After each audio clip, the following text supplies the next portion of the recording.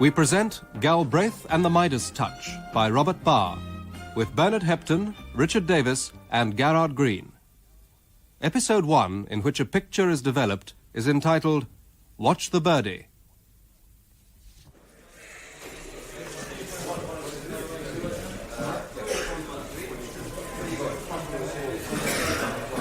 British Airways announced the arrival of flight CE-783 from Oslo. Passengers are now passing through customs.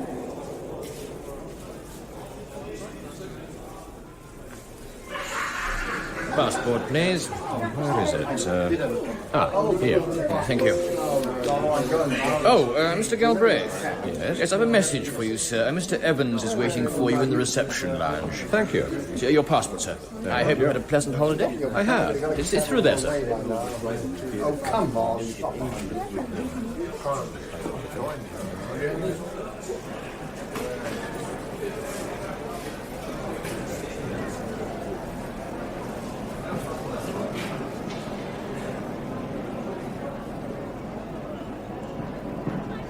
You've come home at last.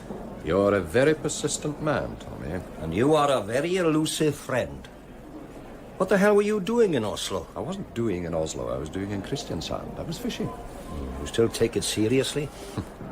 I take it that your meeting me here is not just out of friendship. Everything I do is out of friendship, Bill. But I've been looking for you for 4 days. I've been keeping out of your way. I know. That's why I came here. I need your help. No, Tommy. Look, I have a car waiting, a comfortable ride into town. Let's have dinner together. At least you can listen.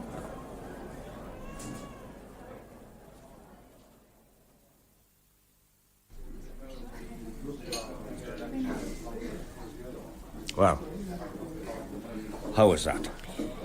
The one thing I'll say for you, Tommy Evans, you always provide a good dinner. And the other thing you'll say? Your charm won't work. The last time you stood me dinner, it took me halfway across Europe and nearly got me killed. So long as you listen to me, that's all I ask. Oh, will we have coffee and brandy now or finish the wine? We'll finish the wine.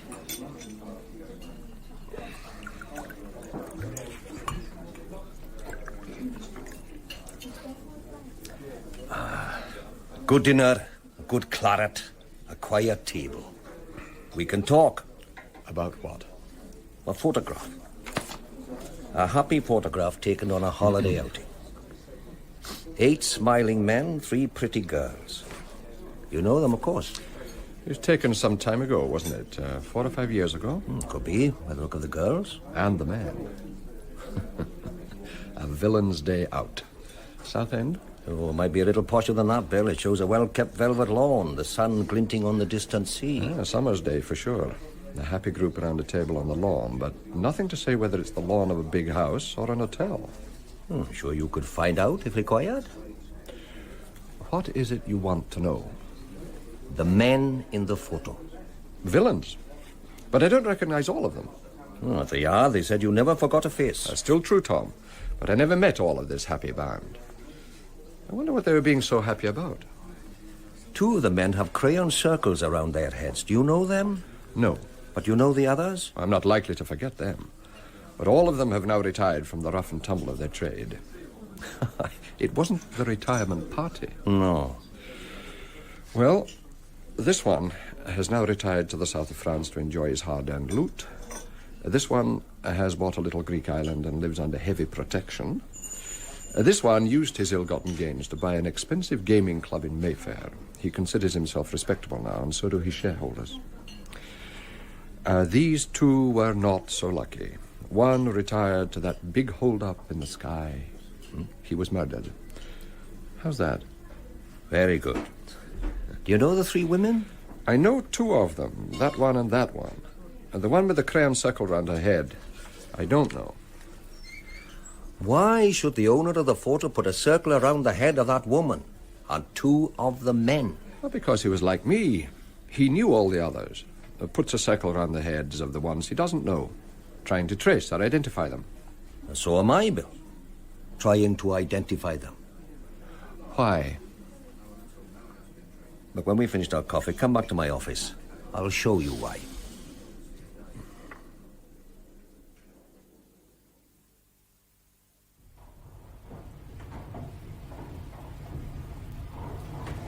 If I had any sense, I'd be on my way home. You'll be glad you came. You were once my commander, Tom Evans, but I resigned from the yard to enjoy my life. To go fishing, it was a waste. I don't want ever again to stand on drafty corners waiting for villains to turn up. These villains are now very rich. I don't care what they are. I mean, I only want your opinion. It'll just take a couple of minutes.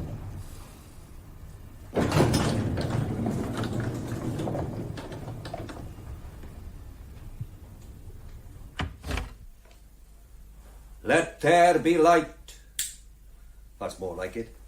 Come in, Bill. Your office still looks lush. You can have one just like it. Never. Now, what is it you want to show me? Oh, just be patient, boy. Exhibit number 1. A pocket. Now, a week ago, this pocket was still unopened and remained unopened, being held as security by a lady. The owner failed to return. Now, she was an honest landlady who couldn't bring herself to open personal property. She saw a name and address scribbled on the back of the pocket and took it there. You recognize the name? Could I forget? If I had a pound for every time I've locked horns with him. The best criminal lawyer in the East End, Bernard Finch. It's no surprise his name was on it. He's defended every villain in that photograph. He opened it and sent the lady to me. Do you know what was in the pocket? What? These bonds, bearer bonds, stolen bearer bonds, to the value of £250,000, and this inventory of jewellery. A very precise inventory which suggests even to me a value of at least £750,000. Well, all top-quality stuff. The third item? A letter addressed to the owner of the pocket, which in any language offers a threat to his life. Saying, amongst other things, let sleeping dogs lie, settle for silence, or you will be silenced. It's addressed to Paul, a lad called Paul Carson. You can read it later. Now, the fourth item in the packet was the photograph I showed you. She took it to the address scribbled on the envelope. Bernard took one look at the men in the photo and sent her to me. Now, why should he do that? Well, because Bernard and I are old friends, and because he's out of it all now. About 6 months ago, he had a heart attack. He sold his practice, left the East End villains to their own devices. Lives quietly now, in a house in Highgate. But put all that aside, and think of the man who had in his possession this £250,000 in bearer bonds, and who was being warned to settle for silence or be silenced. I think he was silenced. I want to know who he was. The landlady will know. She doesn't. He's one of the unknown men in the photograph. No. It's time I was home, Tommy. This morning I was fishing happily in Norway. It's been a long day. Oh, there was one last item. Left behind by the young man who went out one evening in search of his quarry and didn't return. This. It's a bit unusual these days, Tom. A monogram cigarette case. Gold. Solid gold. The monogram on the outside, J.M. And on the inside, inscribed to Jackie M. So it wasn't the property of your friend Paul Carson? He had it, and he was looking for someone. Inscribed on the inside, to Jackie M. for courage beyond the call of duty. A good friend, September the 7th. It doesn't give the year, but the engraving is fresh. Courage beyond the call of duty. I mean, we haven't had a war for years. I think it was something criminal, something to do with that photo. Jackie M. Does it mean anything to you? What's your interest in this, Tommy? My interest is in the lad whose life was threatened. A lad who marked 3 people in that photograph and who left £1 million behind, suddenly. And in this act of friendship that went beyond the call of duty? Well, the packet came to me while you were away, Bill. I had to get Sammy Bavis to Him? Well, he's good. He knows everyone in the East End. He's only an informer. What is it you want? That's better. I'd like you to have a talk with Bernard Finch about why he sent this to me. But first I want you to see the landlady. She lives down in Camberwell, a Mrs. Palmer. Mrs. Palmer. And Bill, while you are down there, if you see Bavister, he can be useful.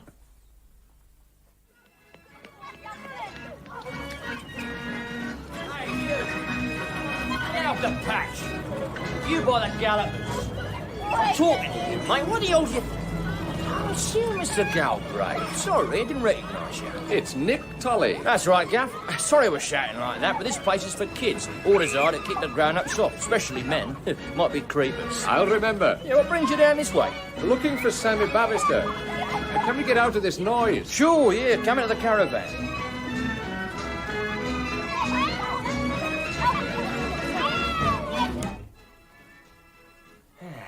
That's better. Oh, you've made it cosy in here. Yeah. They said you was left the full scuff. Wasn't true, then? Oh, it's true. Yeah, what brings you, then? Ah, this and that. What about you? Well, the fairground, Lark. Belongs to the council. It's for the kids south of the river. I tour it around whenever there's a spare bit of ground. Small vacant piece like this, we just have swings and gallopers. Bigger piece, and I give them sideshows as well. You know, hoopla, rollerball. And on Saturdays we have Punch and Judy. Ah, yeah. You like it? That's a living.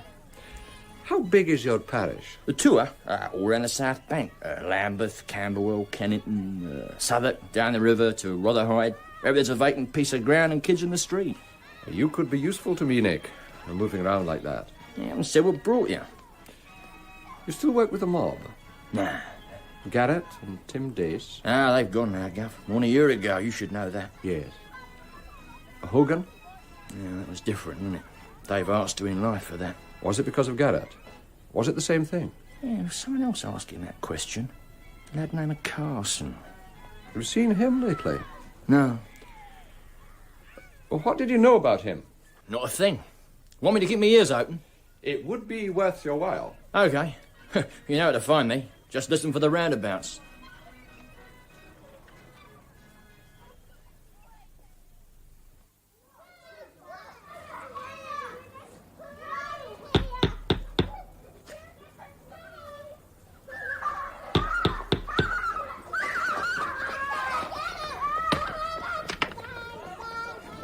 Mrs. Palmer?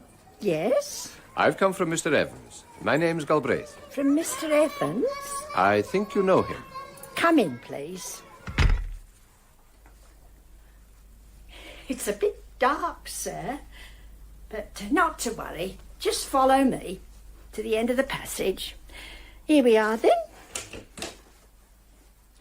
I'm afraid it's not very tidy, sir. I wasn't expecting... It's quite all right, Mrs. Palmer. It's kind of you to see me. Oh, I'm always pleased to see a friend of Mr. Evans's. Such a kind man. It's about the envelope, isn't it? About the man who left it with you. Oh, Mr. Carson. Oh, well, I don't know much about him, sir. You see, he mostly kept himself to himself while he was here. He was having a difficult time, I think. Paul Carson? That was the name he gave me. Can you describe him? He was young, sort of medium height, good-looking. I'm afraid I'm not being very helpful. The world's full of good-looking young men of medium height. Try his age. 28, 30, about that.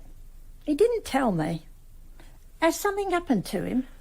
How did you come to meet him? Well, he'd come to ask if a Mr. Denning was staying here or had ever stayed here. He seemed to think he had. Well, I could see he was a well-bred young man, educated, so I invited him in. Well, the end of it was he asked if he could have a room while he made inquiries in the district. Did he say anything about this, Mr. Denning? No. Talked as though he didn't know him, but was searching for him. Did he find him? Dunno, sir. How did he come to leave the package? The envelope? Yes. Well, when he fell behind with the rent, he was always expecting his luck to turn, you see. Waiting for the ship to come home, he said. Well, when it come home, he'd be well off again and pay all his debts. Did he pay all his debts? Not to me, he never. How long did he stay with you? About 6 months. Well, then I had to tell him that people like me had no ships coming home. I mean, I have to live on my rents. I was sorry about it, but you have to be fair. Well, it was a Friday night, and I told him no rent, no room. He went upstairs and come back with the envelope. Said he was going out that evening to meet a man who knew where this Mr. Denning was. He insisted that I kept the envelope until he come back to pay me. He didn't come back, Mrs. Palmer. No, sir.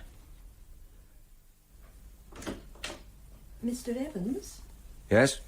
Mr. Bavister to see you. Oh, show him in. Oh, come in, Sam. What have you heard? A few odd snatches, Mr. Evans. It's coming along nicely. Now, let me be the judge, Sam. Now, the inventory of jewellery. I've been through every stolen list for the last 5 years, but none of the pieces are on any list I can find, and none of it has been on offer, so far as I can hear. It's good stuff. I could put out feelers to see if anyone knows who they were made for. Yes, do that. Do you want me to go back more than 5 years? No, I think 5 is enough. Now, the young man who had the inventory. Carson. Oh, now this is an horse of a different colour. What I've traced about him is quite clear. He did have digs for a time with that lady, Mrs. Palmer. All the time he was looking for a man named Denning. Did you know this man, Denning? Nah. Did he find him? Well, it looks like it. He was last seen one Friday night. It could be the Friday night you told me about. He was waiting in a pub in Rotherhithe, hanging round for someone to turn up. He waited about an hour, and just before 10 o'clock, or so they say, a man came in. Carson finished his drink, and they went out together. Was it Denning? Well, those who knew Denning say no. This man looked like a sailor. They were seen again later that evening walking towards the river. The nearest I can time it, about 11 o'clock that night. He didn't return to any of the pubs, didn't return to his digs. He wasn't seen again. Have your friends any thoughts on this? Oh, they say he was asking awkward questions and wouldn't go away. So, like the man he was searching for, he vanished, didn't he? When Mr. Carson didn't return that night, what did you think, Mrs. Palmer? Well, I thought he'd taken the hint about the rent, because next day a man come asking if he'd left anything behind. Came next day? In the morning. Well, I said Mr. Carson had brought nothing, so there was nothing to leave. And what was he like? The man? Well, he had a sort of foreign accent. He looked like a sailor. He tried to frighten me, but I got angry with him and he went away. He didn't know that the envelope had been left with you? I didn't tell him. Ah. I put it in that drawer in case Mr. Carson did come back. When he paid his rent, he could have it. Well, then it went out of my mind. I didn't even think about it again. Then last week I was looking for something and there was a lawyer's name on it, so I wasn't for opening it. There was a photograph in it. Mr. Evans asked me questions about that. Mr. Carson wasn't in the photo. No. Did you know any of the people in it? Criminals, Mr. Galbraith. Do you know any criminals? Oh, when you're born and brought up in a district like this, you can't help knowing some criminals. But some of us try to lead respectable lives. I have the photograph here. Will you help me? Of course. Do you know any of the women? Oh, I know all 3 of them. This one's Betty Garrett. She married that one at the table, John Garrett. They say he has lots of money now. Lives in the Mediterranean. Big house and all her orders. A villa. Do you know how he got all that money? Dishonest, I shouldn't wonder. Now, this one here is Daisy Hart. She married that one, David Hart. She weren't so lucky. Her husband's in prison. He's in prison for life, for murder. Oh, he killed the one who's sitting next to him in the picture. His best friend. Did you hear why he killed him? When you mind your own business, you don't never hear them things. The third woman, the one with the circle round her head. Oh, that's Rita Thomas. Oh, I knew her when she was just a kid in this street. Pretty, isn't she? Full of life. She was always the pretty one. Do you know where she lives? Wait a minute. She married. Now, what was his name? Well, it'll come in a minute, I know it will. Well, does she still live around here? I don't know, but I could ask. Will you do that for me? Of course. And when you remember the name and know where she lives, phone me, and I'll come back and see you again. I like having visitors. Mr. Galbraith? Yes?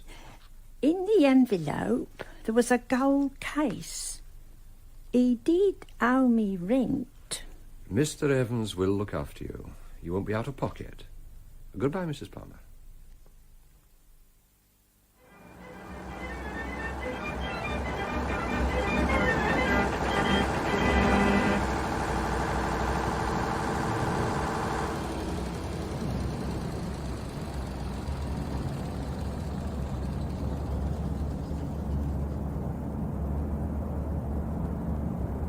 Finished for the night? Yeah, just packing in. It's Nick Tully, isn't it? Who are you? Don't you remember? It's the sailor. That's right.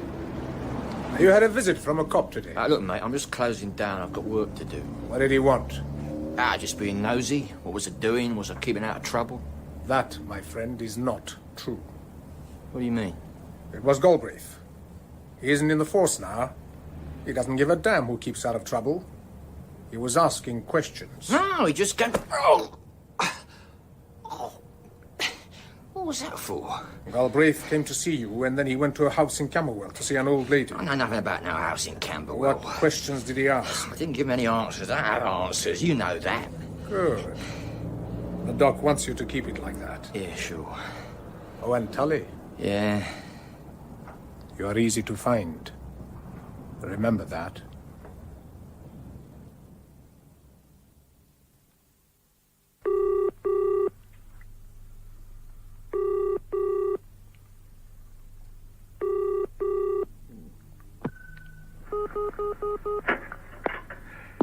Bernard Finch. Good evening, Bernie. It's Galbraith, isn't it? I thought you'd call. I'd like to see you. When? Now. At this time of night? All right, I'll be waiting for you.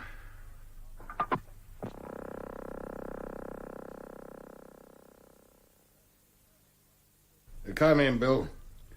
What's so urgent at this time of night? Some questions. I didn't hear about your trouble, Bernie. I didn't broadcast it. Sold the practice and slipped away. I was in hospital at the time, intensive care. I nearly did slip away. You're indestructible. Well, I hope you're right. Did you drive here? I'll came by cab. Then we can have a drink together. Brandy? Thank you. It's a nice place to retire to.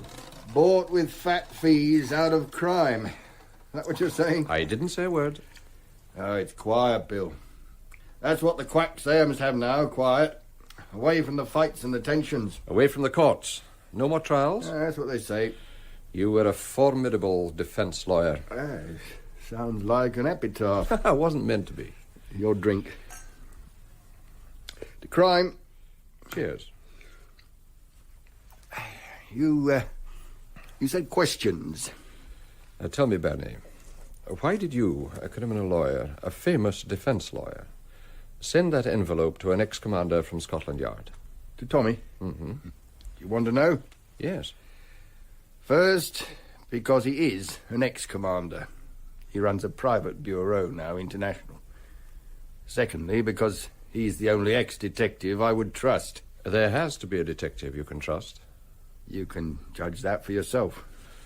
Tom Evans thinks he has a personal interest in that packet. I know he has. Tell me. We'll start with the photograph I sent him. Some men and women having a pleasant time at the seaside. Uh-huh. 6 of the men were your clients. Of course. Our courts say that everyone is entitled to the best defence under law. Mm-hmm. I could provide it, but this is different. The crime that package tells of has not yet been discovered. The photo was taken about 4 years ago. We could both guess at that. Add together the criminal expertise of the men in that photo, and what do you have?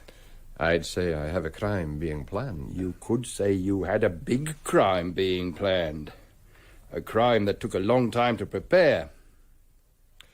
2 of the men have little circles round their heads. Yeah, you can bet they weren't meant to be halos. Do you know them? No. And that's what worries me.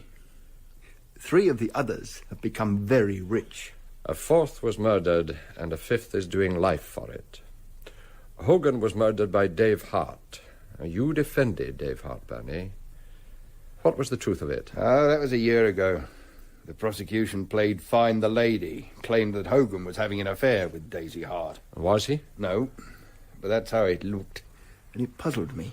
Then why did Dave Hart kill his best friend? I only prepared his defence, Bill. He didn't offer a confession and I didn't demand one. In fact, he offered nothing, which was out of character. That happened a year ago, so the job took 3 years to prepare. What kind of job? I'm not quite sure, but it worries me. Something that led to big gains. A crime that has not yet been discovered, and certainly has not yet been reported. Yeah, it was the letter in that package, the threat to the young man Carson, that started my suspicions. It was then that unrelated incidents began to fall into place. The fact that the young man has now disappeared gives me a feeling of fear. Do you mean that you are in danger? That your special knowledge of these men... I don't know, Bill. I really don't know. You've had many criminal clients, Birdie. Did you recognize the handwriting? No, but I made a copy of the letter. What do you think of it? Well, let's see it. There's no envelope. No, just a letter with the bonds and the inventory. Paul, if you won't take a hint, it's time you were given some advice. Keep what you have and ask no more questions. That way, no one will bother you. The men you are looking for... Men? I copied it accurately. It said men. The men you are looking for are not easily found. They don't want to be found. Let sleeping dogs lie. And whatever you may have heard, settle for silence or you will be silenced. A word to the wise. Signed with a J. An elegant, cursive J. Any thoughts? Told to keep bonds worth $250,000 and no one bother him. Bill, I think they opened a Pandora's box and they let something out, something they can't cope with. Something that has led to at least one murder. Yeah, that's why I handed it over to Tom Evans. I'm not well. The doctors say I must have quiet, Bill. No involvement and no excitement. And it's getting late. Let's talk some other time. Of course. But if you learn something about these men, you'll come back.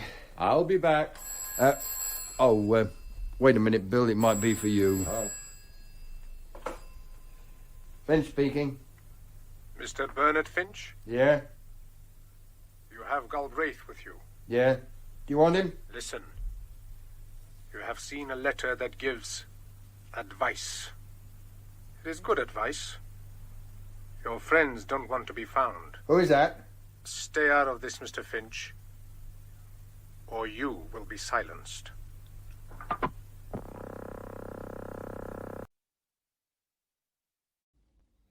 The first glister of gold appears is entitled, Who Goes Next?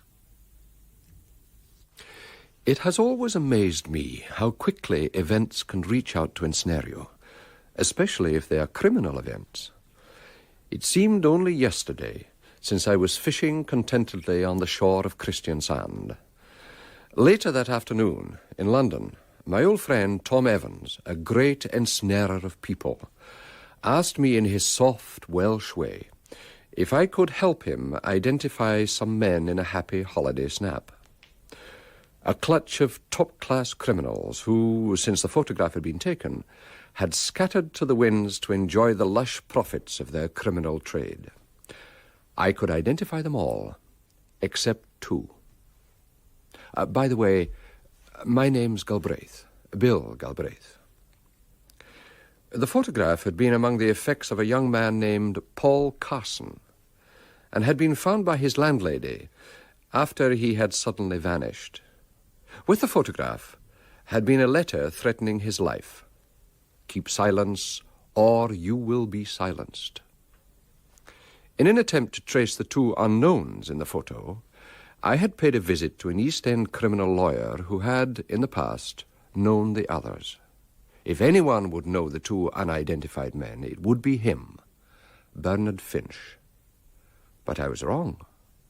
And while I was there, he had a phone call.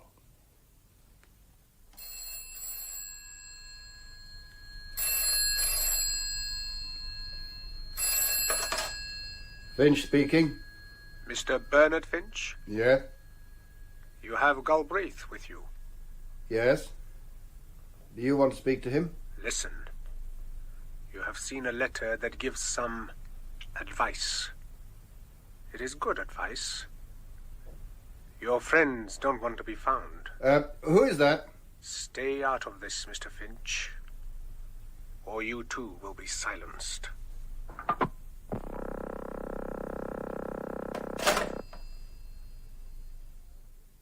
You were with him when the call came through? I was just leaving. He went back to answer it. Did he recognize the voice? No. Was he worried? It takes a lot to shake Bernie Finch, but he was shaken. He had already been worried about what he found in that package. Says it's why he sent it to you. Some of them were his clients. He has defended them. So, he knows where skeletons are hidden. Bill, they are protected. The client is protected. Well, he knows that. The villains don't. Or they can no longer trust in it. When we were discussing the photograph, he put it like this. He said the men in the photo were busy forging a key to Pandora's box. They have now opened it and found wealth and something else. Well, 3 became rich, 2 of them are now hiding abroad, and 1 is missing, 1 was killed. He says at least 1 was killed. And what else? That the crime happened a year ago, and that we should look closely at the villains in the photo. Yes, what is it? Your coffee, sir. Oh, if you could find a space. Morning, Mr. Galbraith. Morning, Millie. There's a chocolate biscuit for you, sir. You've made my day.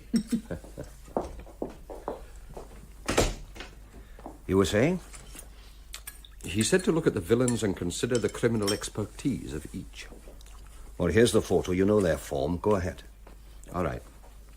Now, let's take them in order as they chatted round that table in the sunshine. There's a load of talent here.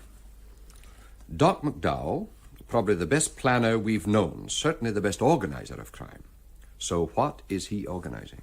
Well, today he owns a gaming club in Mayfair. Is that what you mean? So good an organizer that he was the only one able to stay on in town.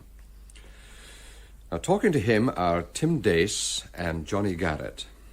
Dace, an electronics expert and the finest bypasser of security alarm systems in the South.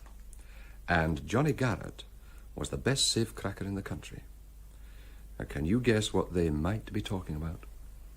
Opening Pandora's box? Bernie Finch thinks this photo was developed in embalming fluid. At least 1 killing to date, and the others in hiding. So let's look at the others. Now, that one is Desmond Kearney. If they were planning a big job, they'd need some muscle, someone to deal with interference, to lift and lay things. Now, Des Kearney is just muscle. Not bright, but loyal and true. He's there with Liam Hogan, lockpicker, maker of keys for nefarious purposes, cat burglar. All in all, a versatile little villain. And standing next to? His best friend, Dave Hart.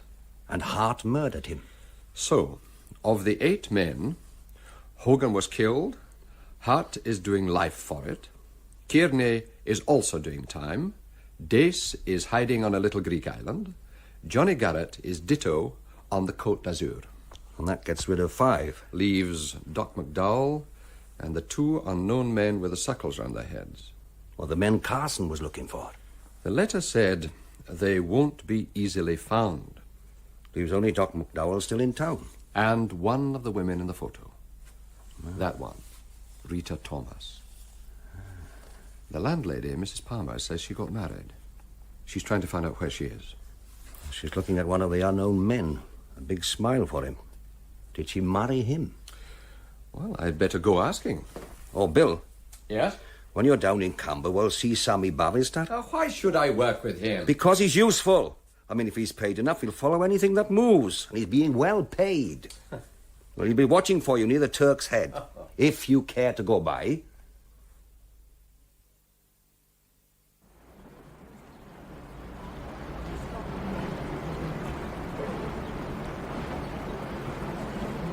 Mr. Galbraith? Yes? It's Sammy Bavister. I think we've met before. Yes, we met. Mr. Evans said to have a talk. You were trying to find Carson? Over there is the pub I traced him to, where he was last seen. I'll take you in. I like looking at the river. It's chilly out here. He came there looking for Denning. Did you know this man Denning? No. Most people I've talked to have never heard of him. But I've met a few who say they knew him. Say his name was Harry Denning. I could point them out in the pub. Just tell me what they said. They said he was a wheelman, a good getaway driver. But he was also smart and had no form. Have you heard of him? No. It said he did some work for Johnny Garrett, some special work about a year ago, and knew what was going on. If there were people who knew him, why couldn't Carson find him? Because no one wanted him to know. The ones he met told him Denning had gone. One said he went a year ago when Johnny Garrett ran off, and another said he went to Greece with Tim Dace. Yeah, but there's one I met who said Denning didn't go anywhere. He's still around. And Carson was told that? Oh, it's freezing out here. You could get your death. Was Carson told? He must have been. He came to that pub one Friday evening, waited about an hour, and then a man arrived. It wasn't Denning. Looked like a sailor, they say, like he was off one of the boats. They went out together, and later they were seen by the river. That was the last of Carson.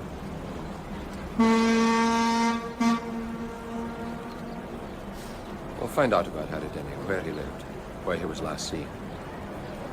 You can go into the pub now and get warm. Thanks. Thanks a bunch.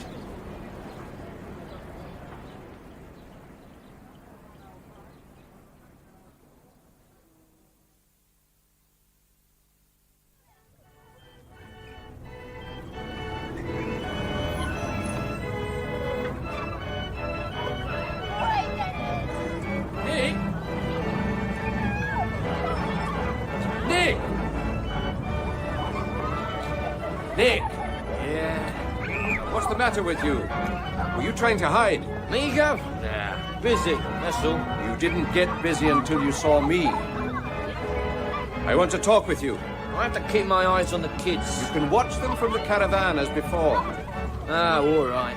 Let's talk.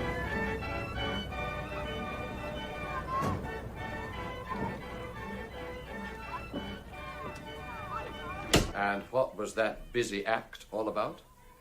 I've had a visitor, Gov. That's what. When? After you came. He wanted to know why you come, what questions you asked, what answers I gave you. What did you tell him? The truth. I didn't have any answers. Who is he? They call him the Sailor. I don't have a name for him, Gov. Oh, what's he like? I look sort of foreign, Cypriot or something. Maybe Greek, I don't know. Well, what did he want? You. He knows you came here and he says you went to a house in Camberwell asking questions. Did you? Yeah. I can't be seen talking to you. I have two questions. No, just keep away from me. Are you afraid of him? Yeah, you're damn right I am. Why? Because I've got to work this fairground. The place is full of noise. I'll come round and break my arms. They? Do me a favour, Gov. No questions. He'll come back and I'll have to tell him. Would money tempt you? Money won't buy me a new head. It could be a lot of money. Just two questions. Let's hear 'em. First, a year ago, before Garrett and Tim Dace went away, you were hanging around with their mates? Yeah. Was there talk of a job? A big job? You're asking about a year ago? Yes. There was talk of one being set up, but not of one being pulled. Where was it to be? This one being set up? I don't know. Nothing was actually said, never put into words, but we knew something was on. How big? Oh, really big. It was never pulled. Well, I think it was. Now you are scaring me. Second question. You asked them. Oh, that was one question. Had you heard of a job being set up? Yeah, okay. Right. Before I ask the second, I'm going to show you a picture. You know most of the people in it. I just want to know about two of them. Here it is. Have a look. Oh, this could get me killed. Yeah, they're all here. Doc, Johnny Garrett, Dave Hart. Just look at the two with the circles around them. Yeah. Do you know them? I know one. It's the bloke who's after you, the sailor. Let's see. Him? Yep. Do you know the other one? No. Now, do you know... You said two questions. You'll get me done. This question won't get anyone murdered. It's about this girl. Do you know her? The Camberwell beauty. Who? Rita Thomas. Yeah, see, she's a cracker, Gov. Shaped like a film star. Real slinky. When we were kids, we were dancing at the local palais. We used to call her Rita the Cheetah. Yeah, real cat. Who did she marry? She didn't marry, Gov. Nah, I'd have heard. Do you know where she lives? You won't get near her. She's being looked after. By whom? Now you will get me done. Who? I think it's by Doc McDowell. She's supposed to be a hostess at his club. Looks after the rich gamblers. I'll have the photo. Thanks. But do me a favour, Gov. Will you stay away from me? If the sailor does come back, you can say I threatened Oh, you. it's no joke. Gov, Yes? make me a promise. If I'm found in the Thames after this, you'll do the sailor. Sure.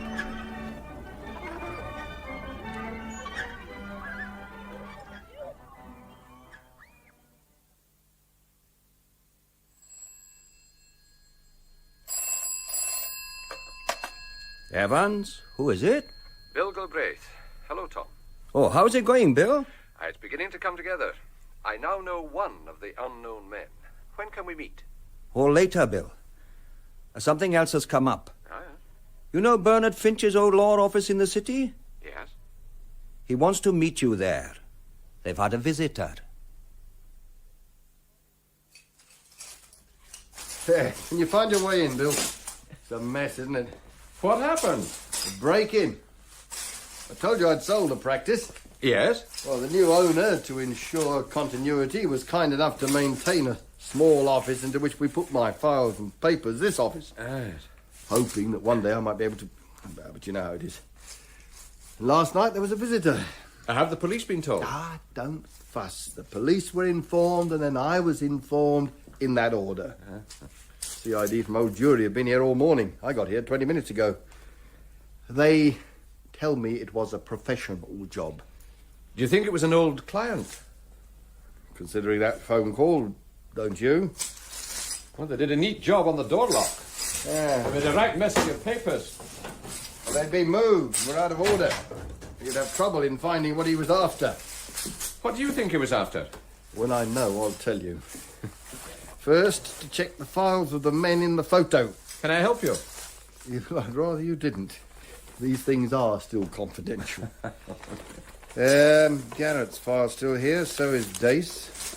Oh, this is that Clerkenwell case, silver ingots. I remember it. Kearney's papers are still intact. Hogan's, Hart. Did you ever represent a Cypriot known as the Sailor? No. It could be a Greek. Or the accent on the phone. It could be. I want a name for him. Oh, I don't think he ever came my way. Yeah, it's all such a mess. Difficult to know what is missing.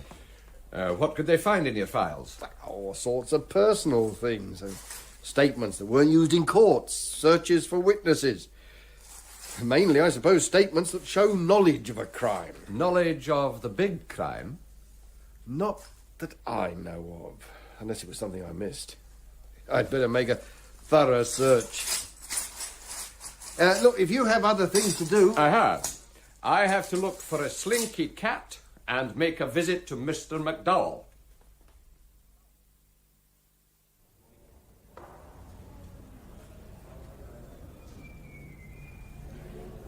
Can I help you, sir? I would like to see Mr. McDowell. Are you a member of the club, sir? Tell him Mr. Galbraith wants to see him. Yes, sir.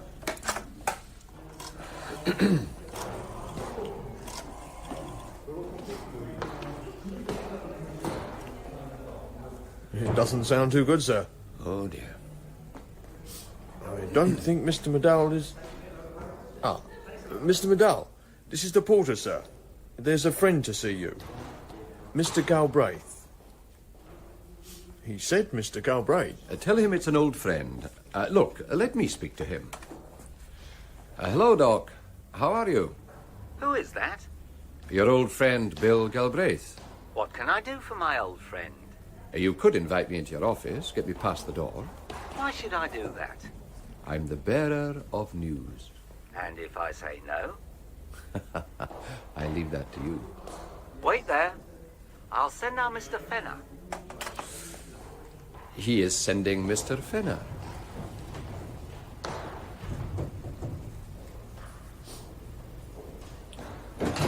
He's coming now, sir. Mr. Galbraith, Yes? my name's Fenner. Will you come this way, sir? Thank you.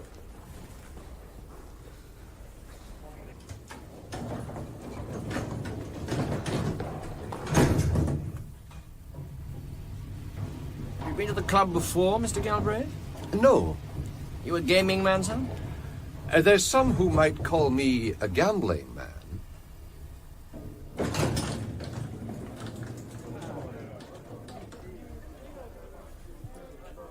Mr. McDowell's in conference at the moment, sir, but if you'll follow me. Thank you. Now, this is the main gaming room of the club. We call it the social room. In the smaller rooms, we have the more serious games requiring concentration and quietness. A chemin de fer, poker, bridge, anything a member cares to play. Mr. McDowell's office is on the other side. Ah, here he is. Good evening, Galbraith. Good evening, Doc. Nice to see you again. Come along in. Now that you are here, will you have a drink? Whiskey. Aren't you supposed to say, no thank you, I'm on duty? You've been watching too much television. Whiskey, then. To what do I owe this visit? Well, let's say to the company you keep, or the company you kept. When was this?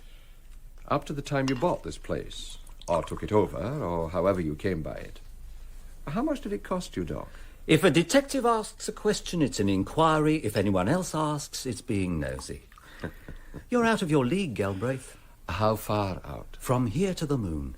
You saw the play. We have members here who can afford to lose more in a night than you'll earn in a lifetime, and lose it happily. You drink. To crime. To luck. I have fellow directors from the highest ranks. Household names. The best households, of course. Now you understand. I thought you owned the place. Personal friends. The kind of directors that your old bosses at the yard salute and call my lord. I'll bet you need them. They bring in the right kind of client. Who are happy to lose money to you. It's a gentleman's club, Galbraith. They lose to each other, or didn't you know? The club only takes a small percentage. But you do well on it. Of course. Now, what brought you here?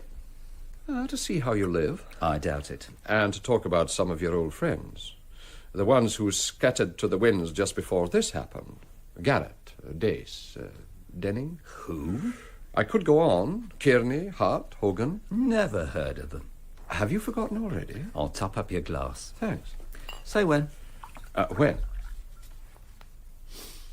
Are you saying you don't know Johnny Garrett? I've heard the name, but never knew him. Or Dace, or Dave Hart? I think I read something about a Dave Hart. In the papers, wasn't it? But you never met him. You must know, Galbraith, that there was never any need for me to meet anyone. Then tell me, Doc, how you came to be chatting with them, to be photographed with them. I was what? Photographed. Have a look. Let me see.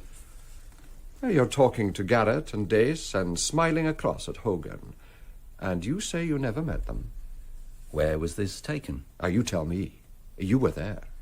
Wait a minute. Yes, I remember. I was staying at a hotel some years ago. There were people in the garden. A celebration, I think it was. They invited me to have a drink. What was the name of the hotel? Can't remember. It was a long time ago. You don't remember the hotel and you can't remember any of their names? No. And now that you're moving in such wealthy company, perhaps you'll take a look at this. A gold cigarette case, solid gold. Have you seen it before? No. Why? I'm not asking you to value it, Doc. Now, just look at it. Monogrammed.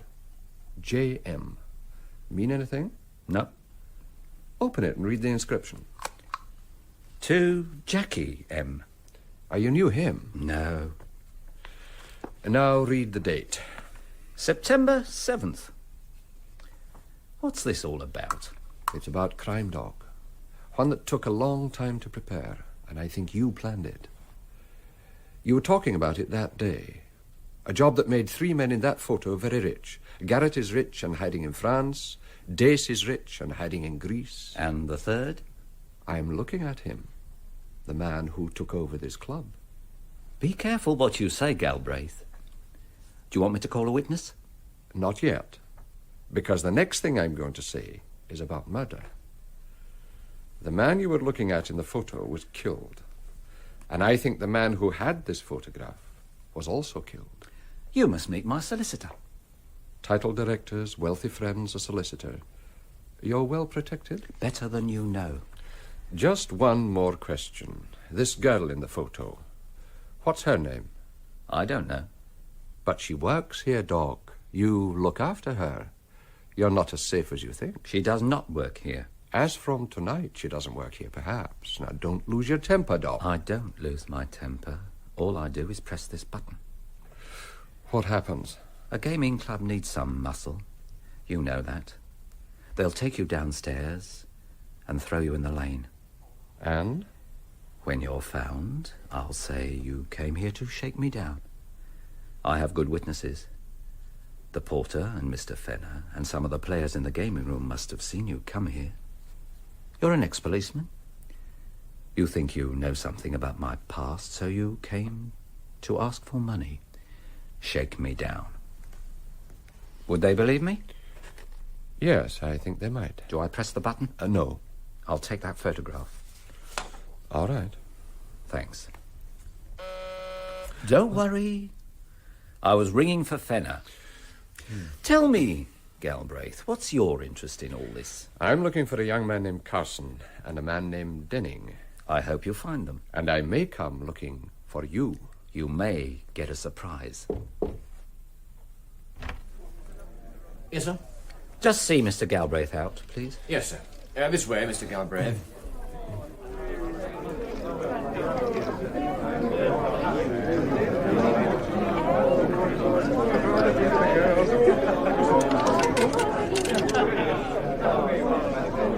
The porter will be waiting for you downstairs. Thank you.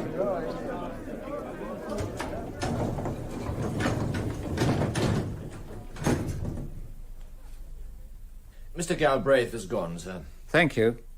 Send Miss Thomas in. I'm sorry, Mr. McDowell. Miss Thomas isn't in the club tonight. It's her evening off. Then find her. I don't know where she'll be, sir. In future, you must know where to find people. All my personal staff, on evenings off, will leave a note with you where they can be found. Yes, sir. I'll see to that. Is Mr. Andreas in the club? Yes, sir.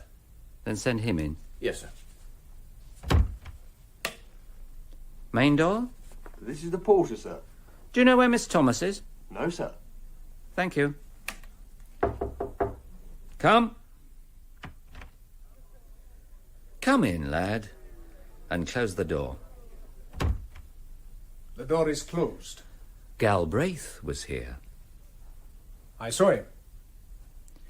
Now tell me, who's Galbraith been talking to? 4 or 5 people. It's difficult to keep close to. Who? Lawyer Finch, a police informer called Bavister, a lad who runs a fairground for kids, Tully. Oh, and that landlady in Camberwell, Carson's landlady. His name wasn't Carson. Have you found who he was? Not yet. You were supposed to get him off my back. I won't trouble you again. He is troubling me. Galbraith came here with a photograph. That meeting in Bournemouth. It could only have come from that Carson. No, I checked him out completely. Galbraith also has a gold cigarette case. I recognized it. On it is J.M. And you know where that came from? Yes. Somebody thought he could make use of it. Inside has been engraved to Jackie M. Jackie Mallory. Yes, Jackie Mallory. It says, "Our good friend." And the date is there. September 7th. Who would do that? Denning? Ask him.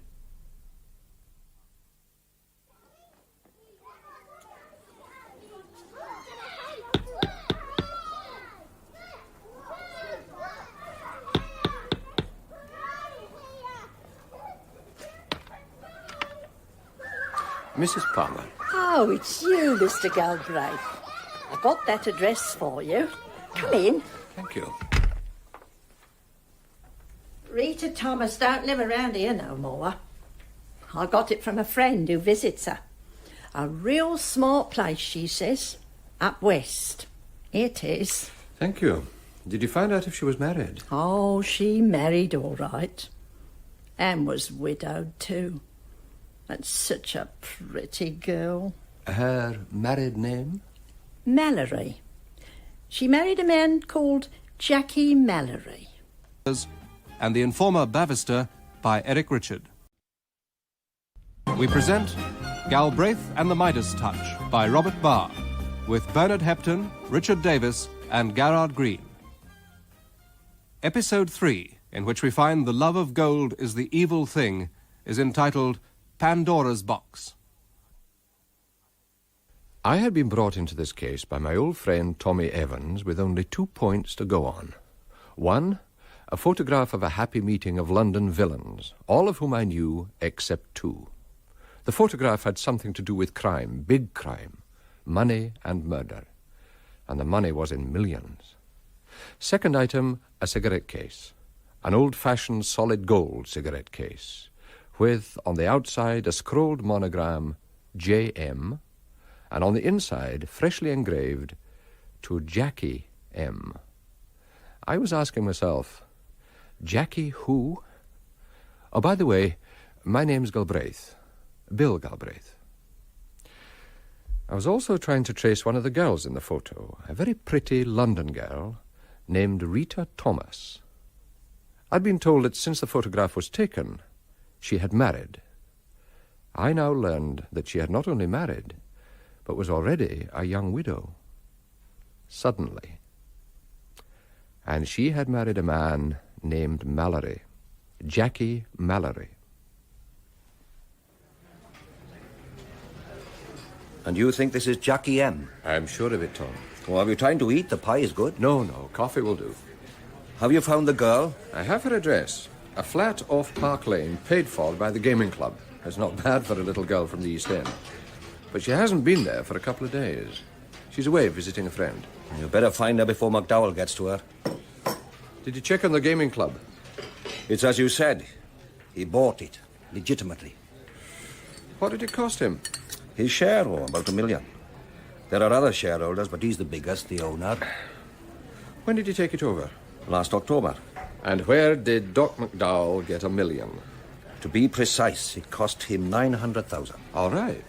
Where did he get $900,000? Oh, it's all nicely complicated. He became a member of the club. He was lucky and won a considerable sum of money from the previous owner. He bought the club with a nice mixture of gaming debts, collateral and cash. Very difficult to tie down or find fault with. Tommy, in September of that year, there was a crime.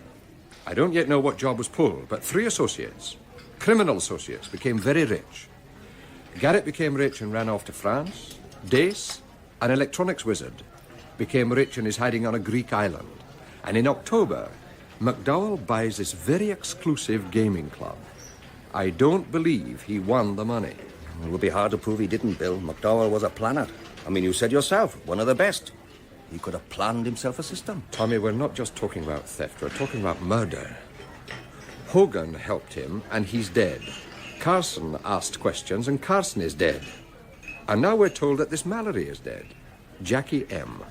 Friendship beyond the call of duty. What duty? But murder doesn't fit with his gaming club. No, but it fits the people in that photograph. And with Doc McDowell. He's really living on the fat now. Tells me he has fellow directors straight from Debrett. It's true. I've seen a list of his fellow directors. The creme de la creme. From the hunting counties, from the city, and from Parliament. He says he has members so wealthy that they happily lose more in a night than we earn in a lifetime.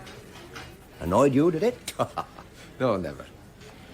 His luck may have changed him, but it hasn't improved him. You're annoyed about something. What did he do to you? He reverted to type, threatened to have me roughed up and thrown in the lane. When I was found, he'd say I was an ex-copper asking for a cut. He would have been believed, too. And now Bill Galbraith will show him who is boss. I'll show him who is right. However influential his new friends may be, Tommy, however rich he is now, there's bound to have been a flaw in it. Bound to have been a weakness. I'll find it. Now be careful, boyo. He also employs the best lawyers. He's very well protected. I wouldn't back his lawyers against Bernie Finch. Bernie is very annoyed about that break-in. That makes 2 of you. Oh, if you're coming back to the office, I'll give you a lift. I want to talk to Bernie. I'll get a cab. All right.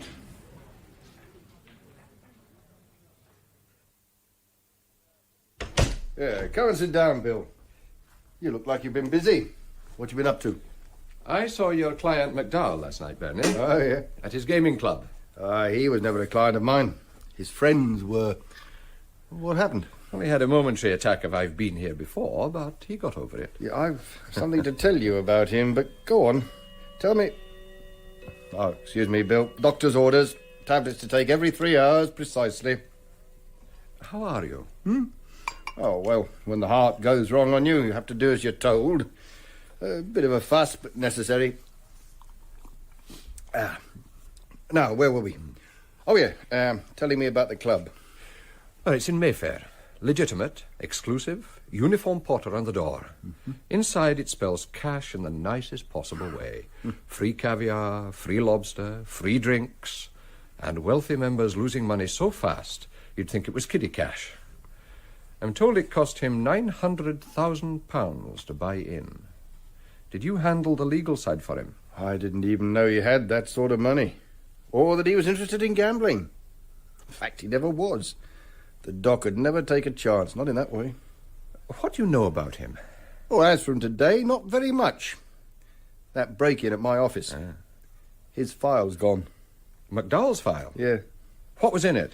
Oh, don't say it in that way. It wasn't one of your Scotland Yard files or anything like that. Then what was in it? Well, so far as I can recall, nothing that was worth a burglary. Nothing that was worth calling attention to it. Well, he was never charged with a crime, so I never had to prepare a defence for him. He was a known organiser of crime. The file on him in criminal intelligence is as thick as a shoebox. Maybe, but in my world, his file was thin. Well, there must be something they wanted. Now, what would it be? Well, it's some time since I saw it. Some letters, I should imagine, some statements in defence of friends, letters from others saying he could confirm their story. I mean, defence lawyers do as much probing as the police, but in a quieter way and on behalf of the accused. He made a statement in defence of Hart, but it was never used. I suppose that file could have connected him with certain others in his early days, and someone thought it should be destroyed. He thought it should be destroyed. That is an assumption. Was the threat to you an assumption? It was. It assumed that I'd be influenced by it. And were you? Do you want to talk here, or do we go into the garden? Let's walk in the garden.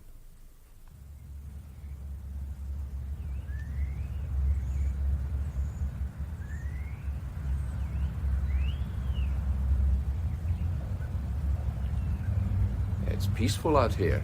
Yeah, something else the doctor ordered. Peace and quiet. When they don't know what else to prescribe, they prescribe peace and quiet. Why are you interested in this gaming club? Well, I think it's some kind of front. In fact, I think it's a defence. So you'll have to find your way around it. Well, maybe the only way around it is through it. Tell me about his friends. Well, there isn't much I can tell you. Indeed, there isn't much I should tell you.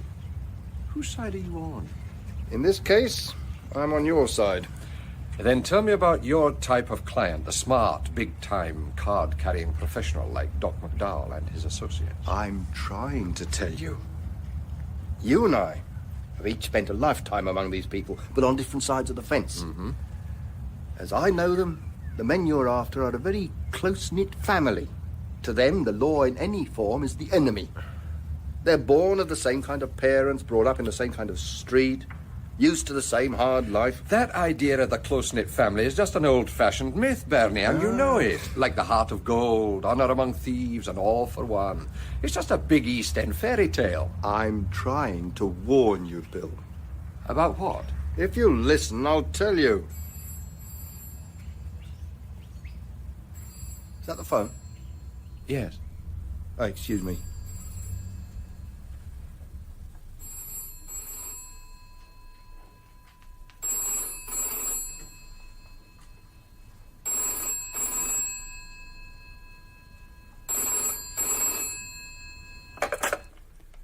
Finch speaking.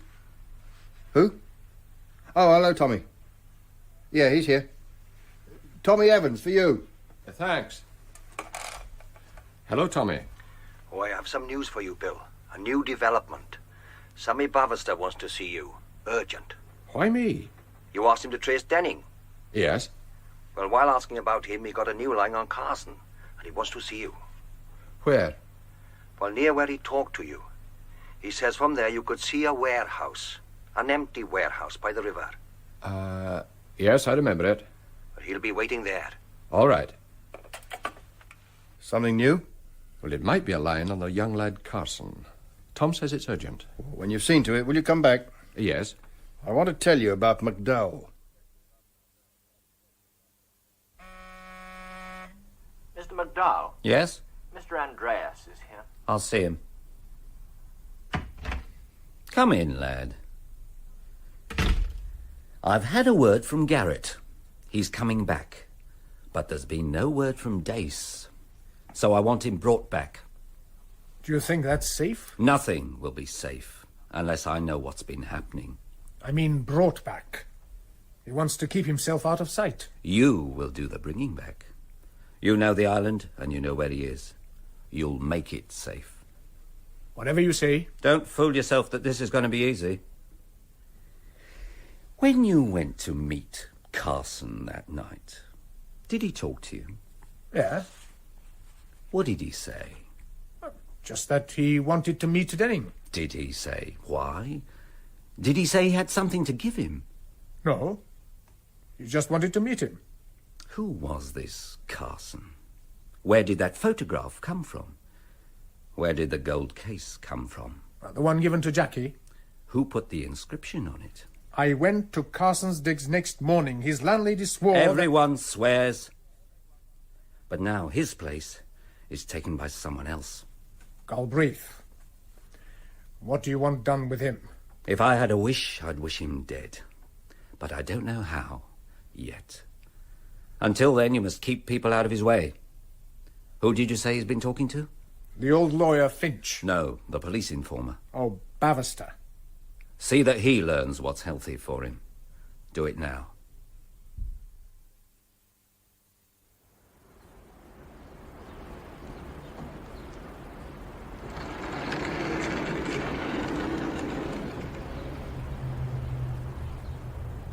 Bavister? Are you there, Bavister? Where are you?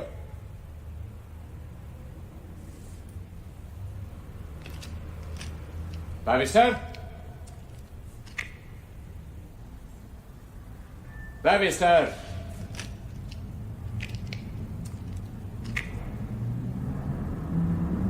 Bavister? Over here, Gov. Where? Over here. It's Nick Tully. Yeah, that's right. You were looking for Sam Bavister. Well, there's no price for that. I was shouting for him. Where is he? He's gone. When? About 5 minutes ago. Went off with a bloke. Which bloke? That sailor, the Greek. They had an argument and Bavister went off with him. Willingly?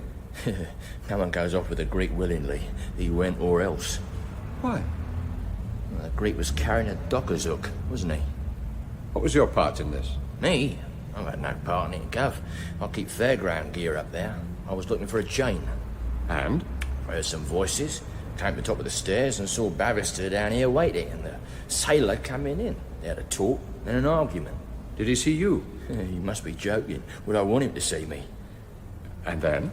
They went out onto the wharf, went back to look for the chain, and I heard you shouting for Bavister.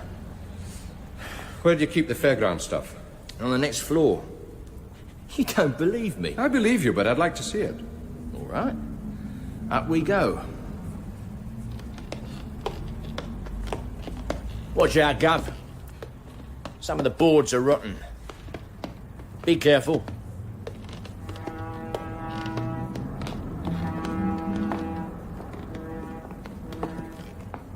You have a good view of the river from up here.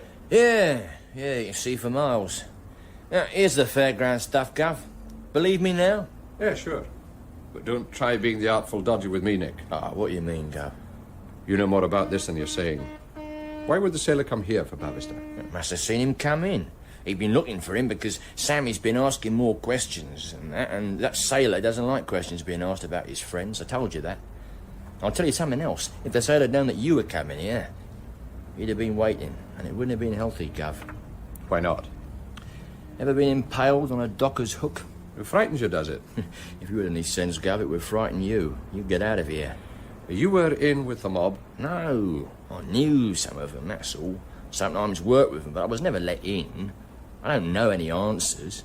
Then give me someone who does know them. Well, if I did, you'd stop coming for me, yeah? Well, if you gave me the right man.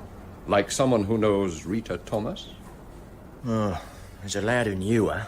Knows a lot more besides. And it's someone you know. You can make him talk. The name? Now, come on. Well, you leave me alone. Yes. It's Lenny Thorne. He was in with them. He was on that job. And he knows Rita. She was his first date when the backside was out of his trousers. And things are different now. Not for him. He lost out on it, so maybe he'll talk. Well, you keep away from me. When I find him? Have to call him pretty late. He never gets home till after midnight. I'll give him time to get to bed.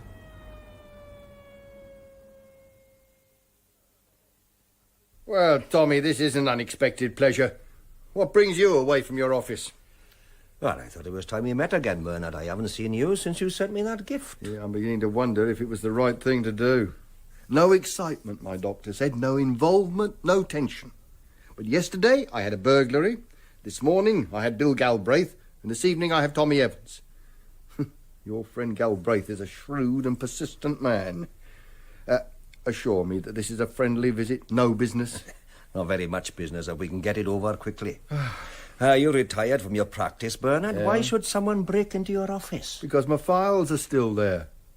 What was taken? Only McDowell's file. That and maybe a few papers I haven't missed yet. Now, if that's the business over, will you have a drink? Gin, whiskey, martini?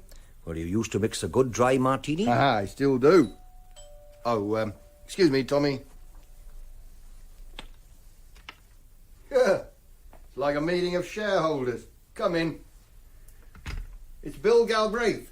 But you did ask me to come back. Yeah, of course I did. Come in. Tommy Evans is here. I was about to mix some drinks. Tommy likes a dry martini. What about you? I need a scotch. Scotch, right. Hello, Bill. Did you see Bavister? No, he was waiting for me at the warehouse when it seems our friend the sailor turned up. There was an argument and they went off together. Did you see it? It was seen by young Tully. At least that was his story. He was waiting there to tell me and to pass a warning. What warning? The sailor was carrying a docker's hook. Sammy went unwillingly. Do you think... No. All Bavister needs is a fright. He'll go to earth. But I got Tully to talk and got a name from him. A visit to make after midnight. Martini. Ah, thanks. And whiskey. Thanks. You said if I came back, you'd have something to tell me. Well, it's only a theory. We can try it out on Tommy. Cheers. Cheers. You said you thought the gaming club was more than a front, a defence. That's it. The Doc was always a meticulous organiser, so influential shareholders, wealthy members, an exclusive club, big money flowing around, it makes it hard to investigate. Agree. Next point, September the 7th. A date when we think a crime was committed. In that month, two friends of McDowell's are unexpectedly rich, go into hiding. McDowell stays in London, and in the following months he becomes rich. As though a good fairy had waved the wand. Now, does that suggest something?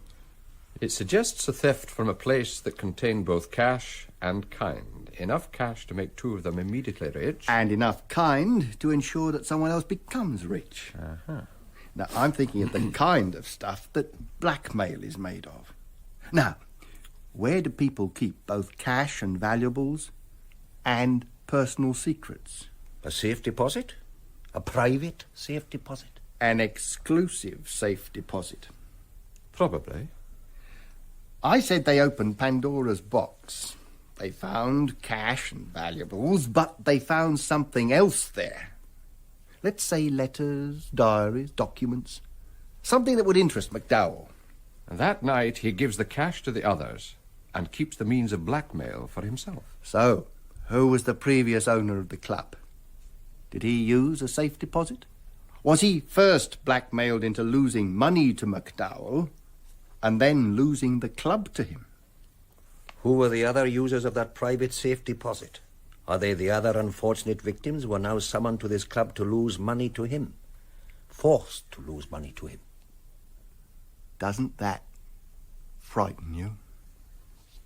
Fine, really. But why the killings? Some of those who knew or who helped when the find was made couldn't be trusted. Hogan made keys, and Hogan was killed. Carson was asking questions. He's disappeared. Now, do we know of any such robbery? September last year. Tommy? Well, there's blackmail there seldom reported. Hey, you said you had a name. Well, I don't know the strength of it. I was told he worked on the job and knows the girl. Was someone you know? Lenny Thorne. And it's time I paid him a call.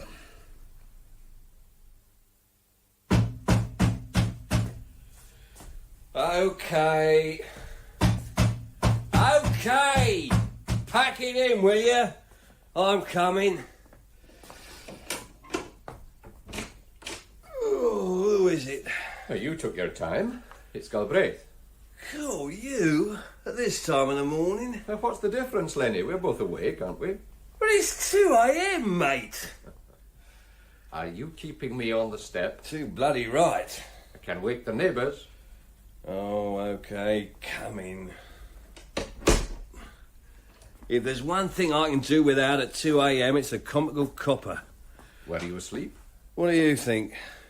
This way. I don't suppose I'll get any more sleep tonight? No. Well, isn't this where you show me your warrant, call in the heavies, and I say it's a frame? There's no such warrant. I just want to talk. You mean you woke me at this time of night and you don't have a brief? You got a nerve? We've both got a nerve, Lenny. Why don't you put on the kettle and we can have a cuppa? You don't change, do you? No. I could tell a few stories about you. I'm sure you could. But tell me about Rita. What about Rita? As I remember it, she's got a soft spot for you, Lenny. You were her first date. You got a long memory. Are you after her? Cross my heart, Lenny. Now, I can do her a good turn. Keep her out of trouble. How? A word in her ear. To be somewhere else on a certain night.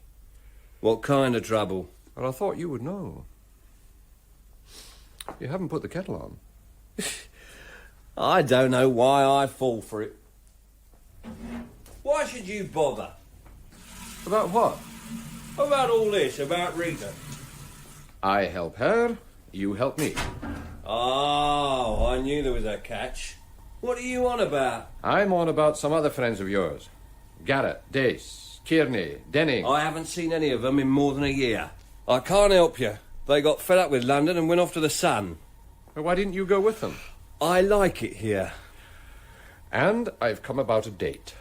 September 7th. You know about that? They did very well that night, didn't they? Yeah. And you were there. I was... where? You've forgotten the kettle. Oh, yeah. Tea or coffee? You have coffee? Instant. Oh, no thanks. How right you are. So it's tea. You were, saying? Where did it happen? Oh, if you don't know that, you know nothing. Do you take milk? No. But I'm beginning to remember something. You were a tunneler, Lenny. Never. There was a job down in Brighton, a bank. 2 did the tunnelling in. Des Kearney was one, and you were the other. You're fishing again. Do you take sugar? Now listen to me. On September 7th, it was a tunnelling job. You and Des Kearney did the digging. You said this was about Rita. I said it was about Garrett. If you've no brief to show me, just drink your tea and go. I've something else to show you. Have you seen it before? Hey, Harry Denning had that. I'll read the inscription. It says, to Jackie M. for services beyond the call of duty. A good friend, September 7th. We both know Jackie M. Yeah? Mallory. He married Rita? Yes, he married Rita. Who was he a good friend to? Denning. And what was the service? You've no brief to be here, just drink up and go. I have a photograph of Rita in bad company. Show me. There. Oh, that. Have you seen it before? Of course I have. I took it. Of course. Someone had to take it. What do you mean? Well, it's not just 8 men, it's 9 men. You were there. You took the picture. Where was it taken? You're making trouble again. Doc McDowell didn't know it had been taken. All his villains lined up. I took it for Rita, that was all. She wanted a picture. Of Jackie Mallory. He wasn't there. Just a picture at the seaside. What were they talking about? Now, the doc now has a copy of that photo, Lenny. But he doesn't know who took it. Yet. Seems it was the worst day's work I ever done. What's it you want to know? What they were talking about. Oh, he didn't tell me. Well, what was the service that Mallory did? He got rid of Liam Hogan. And Dave Hart went down for it. Oh, we couldn't stop it. The doc fixed it. There was no defence to it. Then he got rid of Jackie. And made Rita a widow. Does it give you a chance? No. She's being paid for what happened to Jackie. Big flat, don't want for anything. I don't blame her. She didn't have much when we were kids. Until you struck gold. Some of us wanted no part in that. I'd rather be where I am. This job, Lenny, where were you tunnelling? I didn't go in to look. The doc went in and Hogan. They were in for hours. And then? Oh, they sent for Garrett and Denning. After that, the rest of us were told we could shove off. I want to talk to Rita. You don't know what you're asking. They do us both. They do Rita just like they did Jackie. They might kill you anyway. Why don't you go somewhere else, Galbraith? Go and see Denning. Is he around? Yes. Yeah, and he went in. He saw it all. Where is he? In town. I'll get him for you. And Rita? Well, I'll have to talk to her first. I thought we were free of this. Look, Galbraith, why don't you wait and see Denning?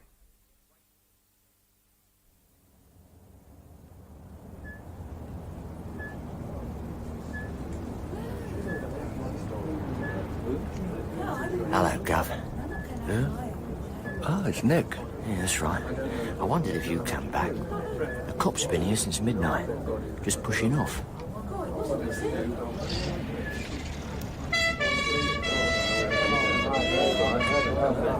What's up? They found a body under the old wharf, just taking it away. New or old? Oh, new. It's very new. Tonight, they've identified it. A lad called Harry Denning.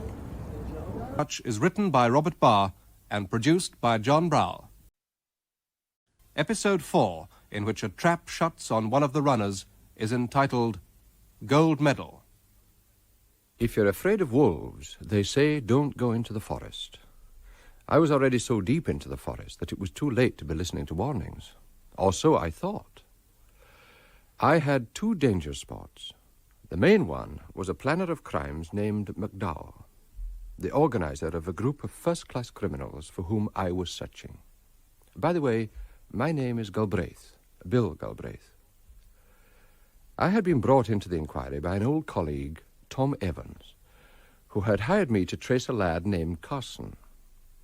Carson had vanished, so I had gone in search of a villain named Lenny Thorne. Thorne had told me that the man I needed most was Harry Denning. That's what detective work is all about. When I went looking for him, the police cars were already there.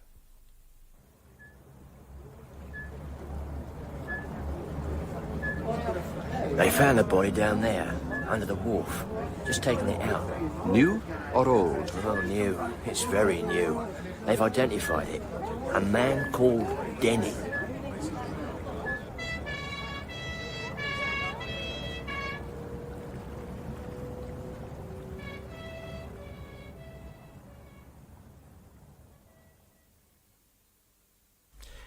Did you know that Denning was still in London? No. All I know for sure about him is what your friend Bavister said, that he had done some special work. Lenny Thorne confirmed it. He said that when they had tunneled through to the treasure house, Denning was there and knew what happened, and that he was smart and had no police record. Oh, did you see who was in charge at the wharf? They were all from M Division. Jeff Collins was in charge. He's chief inspector now. No one from the yard? No. It may be changed, but at 4 o'clock this morning it was just another body found in the river. Oh, you know Collins? Yes. Oh, could you have a talk with him? Or do I offer him help? And what line do I take? Well, you don't in fact know what happened to Denning, do you? No. Do you want to phone him? What time is it? Yeah, he should be in his office now.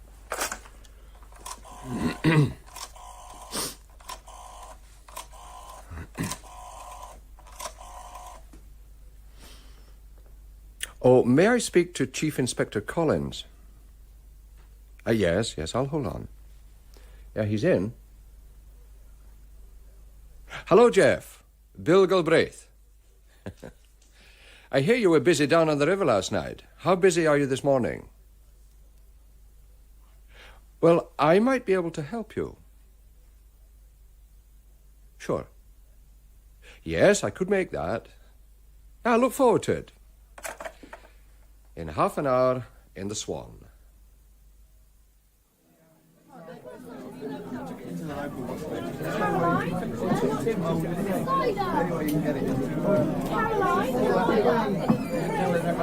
Hello, Jeff.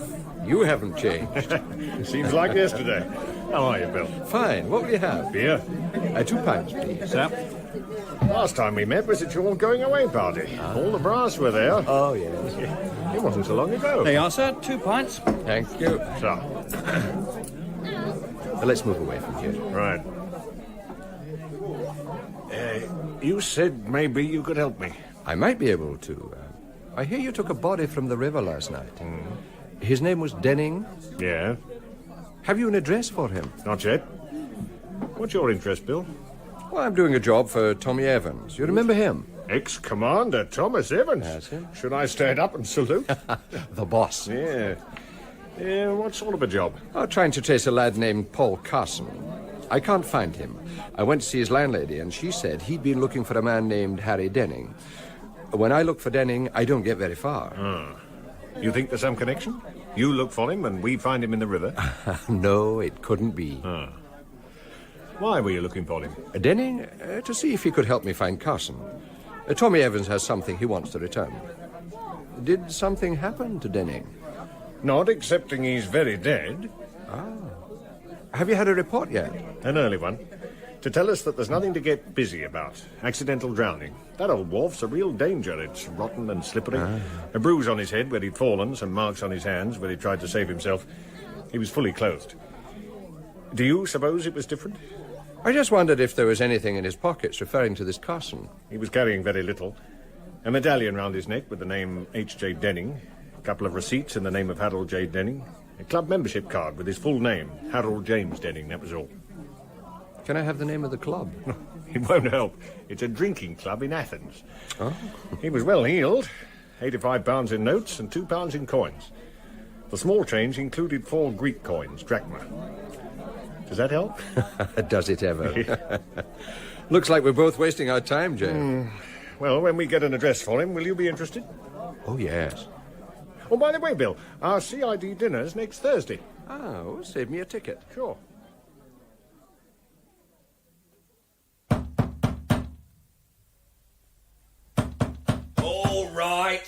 All right, I'm coming. God, it's you again. Where do you sleep? You had me up till 3 o'clock this morning, mate. Well, do I come in? If you have to. Do you have a warrant this time? What kind of a warrant do you need for a friendly visit? Well, I don't know what you'd call an unfriendly visit. We'll go in here. I was just finishing breakfast. Breakfast in the afternoon, Lenny. Bacon and eggs is always called breakfast. Will you have some? No, thanks. I haven't found Harry yet. The police have. Hey, when? Last night. He's in the mortuary. God! What happened? The first report says it's a run-of-the-mill drowning, slipped on a wharf and fell into the river, an accident. Do you think it was? How would I know? Well, you knew him. If the police say it was an accident? Too many accidents. How do you mean? First, there was Liam Hogan. Oh, you can leave that out of it. There was a trial. That was different. There was Mallory. Then there was Paul Carson. Who? A lad, Paul Carson. He came to London to look for Denning. Now, there is Denning. If your friends the cops say it was an But accident... you and I know better. How do we? Because it all started with a tunnel. You and Des Kearney dug a tunnel. 7 went through into the treasure house.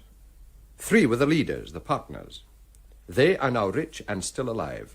The 4 others who went through were helpers, the casual labor, and they are being removed one by one.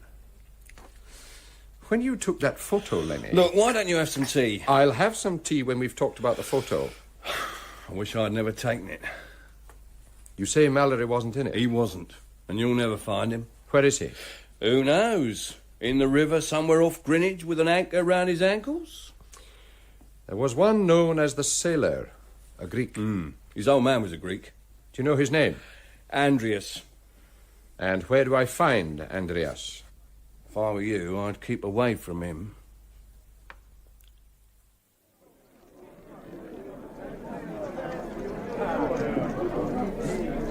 Mr. McDowell?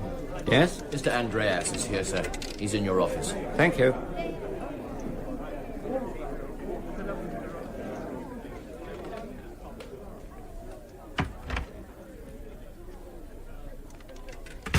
You've seen the evening papers? They found Denning. Early this morning. How did that happen? Who cares? They say it was an accident. Will it stay that way? It will. Oh, I brought the things he had in his pockets. The important things.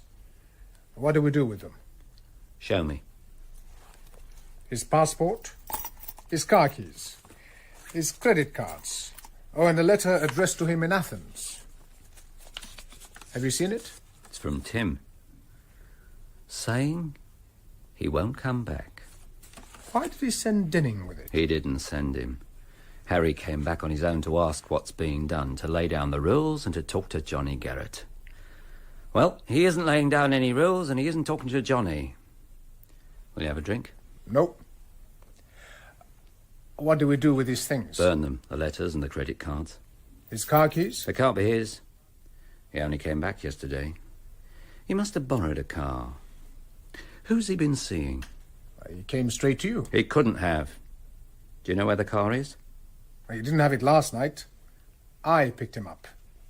He wanted to run around, see old places, have a drink at the Turk's Head. You didn't go there? Of course not. It was too late. First place we went to was the river. First and last. You want me to find the car? I want you to go out and bring Dace back. Garrett will be here at the weekend. I want them both here. There has to be a meeting. There are things that must be done. There's still time about the car. All right, see to it. Your last chance before I empty the teapot. Do you want some tea? No, but I want to know where the tunnel was dug. If I knew that, I'd tell you. I don't. We went in a closed van, mate. Who was with you? The first time the doc was with us to see that everything was right. The team in the van was Des Kearney, Liam, Dave Hart and me. I'll bet you have a good idea where you are. You took a quick look round and a number on a phone, a name, something like that. The doc isn't so balmy. An empty basement, that's what it was. A basement? Yeah, a deep basement. With Ford to do the digging? No. Des and me doing the tunnel. Dave to check all the time the direction was smack on. And Hogan? Oh, yeah, well, he was to be used later. They just sat around playing cards, talked, handing out the sandwiches. How long did it take, the digging? 3 days. Were you down there for 3 days? Sure. Wasn't just knocking through walls, you know. It was a proper tunnel, shored up. Down there for 3 days to drive the tunnel, and then, when the doc had inspected it, we knocked off for a week, till the next Friday. Digging at the weekend? Yeah, when things were quiet. Friday night, all Saturday, Saturday night, all Sunday. Then we knocked off till the next Friday.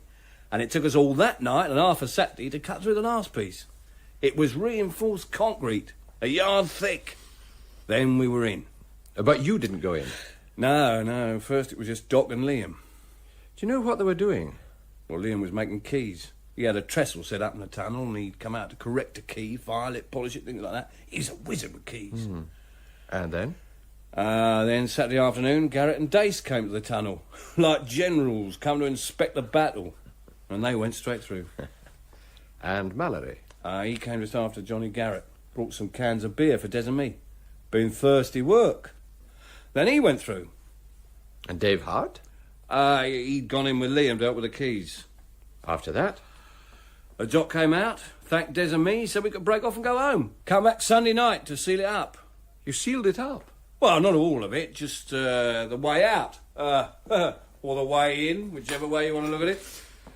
Well, later, did you hear what they had got? No, it was kept quiet. But we knew it was big, and it would take a long time before there was a full split. Johnny and Tim Dace were the first to get theirs, and they went off. They got the big split. They were the partners. You and Des? And well, while we waited, Liam was killed. When Dave was sent down for it and no one lifted a hand to help him, Des and me skipped off. We wanted none of that. What happened to Des? He went off on his own. Tried to do a post office and got nicked. He's doing 4 in the scrubs. Well, he's safely inside, isn't he? What do you mean? It leaves you on the outside, Lenny. The only other one who knows about it. Don't you be so cheerful. I know nothing. Maybe Doc McDowell doesn't think so. It leaves you out on your own. No. Is there anyone else who knows? Yeah, there's one other. Garrett had a lawyer who always squared things for him. Oh, go on. He was to square this if it went wrong. They were talking about it. His name was... Bernard Finch. That was it, yeah. He knew what was going on? Sure. They met him several times to talk about it. But in the end, Johnny didn't need him. Nothing went wrong.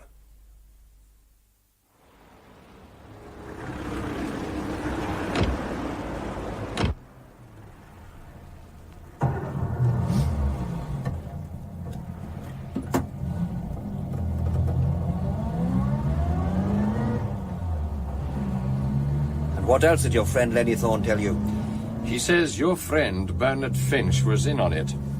That he talked with Garrett several times, but in the end, they didn't need his legal help. They pushed off with all the loot. You believe this? Well, it makes the right kind of sound, Tommy. It doesn't mean he was a party to it. My Bernard sent that package straight to me, Bill. Photographs, bonds, and everything. I mean, why would he do that? He could have a reason. You said you had an interest in it. An interest means a client. Who is your client? I want to know, Tommy. My client is Bernard Finch. Why? Why should he want Paul Carson traced? He says he doesn't know him, has never met him. Didn't know what he was doing. And didn't know the other 2 men in the photo. Well, that could be true. Ah, stop kidding. He stood around taking heart pills and saying he didn't understand the inscription to Jackie M. He was saying he didn't know Jackie Mallory, and that isn't true. I want to talk to him, Tommy. He's not only a client, Bill, he's also an old friend. I'll talk to him. As you like. You can come with me. No. I have other things on my mind. Such as? Drop me at the next traffic light. All right.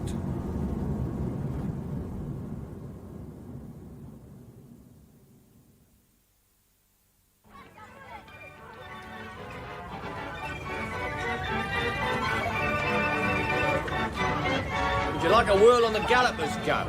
Hello, Nick. How about a road ball? Every red number wins a prize. Can you spare a minute?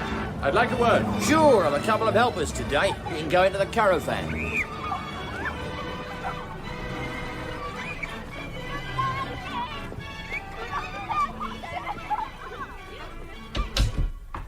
Yeah, what's it this time, Gav? Have you seen the sailor again? What, you mean since he went off with Sammy Babister? Yes. Why do you ask? Well, 2 things are bothering me today. First, how the local police found the body so quickly, and second, how they knew to look under the old wharf. Well, they pulled up some rotten old planks, didn't they? Found him there. I'm asking how they knew to pull up the rotten old planks.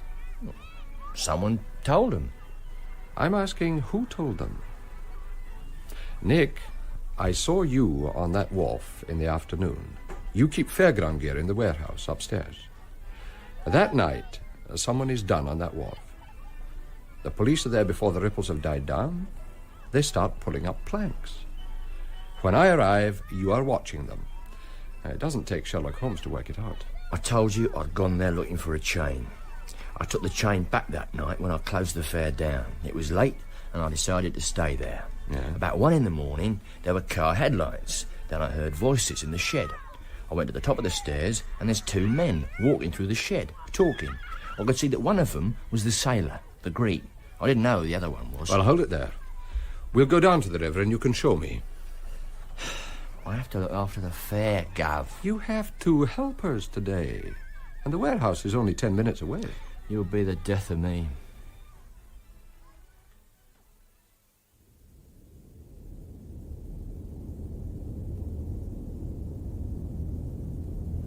They must have come in by this door, but I didn't see them until they were halfway across. Do you want to know where I was? Yes.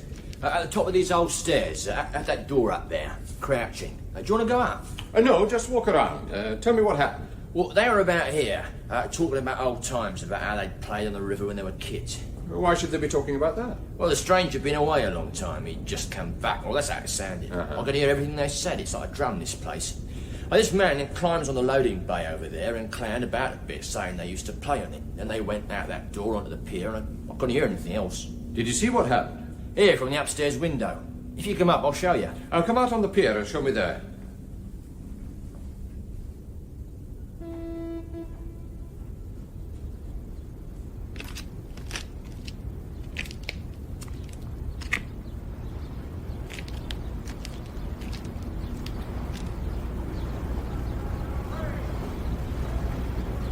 Mind your feet, it's slippy. Some of these old boards are rotten.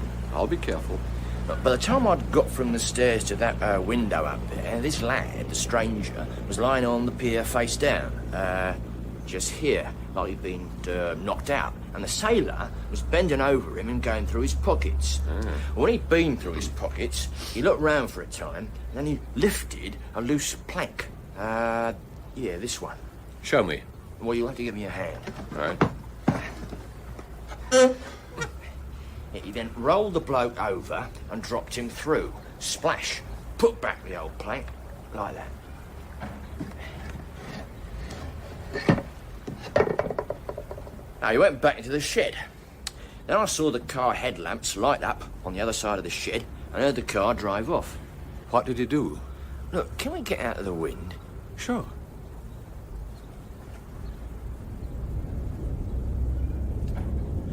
I went and phoned the cops and told them. Did you tell them your name?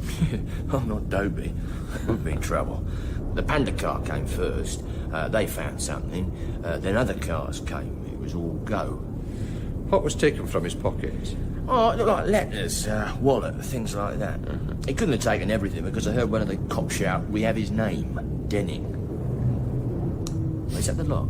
Oh, by the way, the sailor's name is Andreas. Oh, thanks. Did you know Denning? No, but I knew a lot of people who'd been looking for him. I'll have to get back to work. All right. Bye. Bye.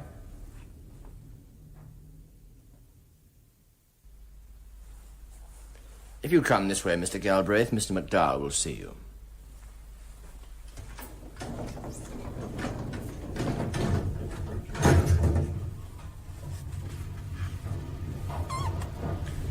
Your name's Fenner, isn't it? Yes, sir. Is Mr. Andreas in the club? Yes, sir.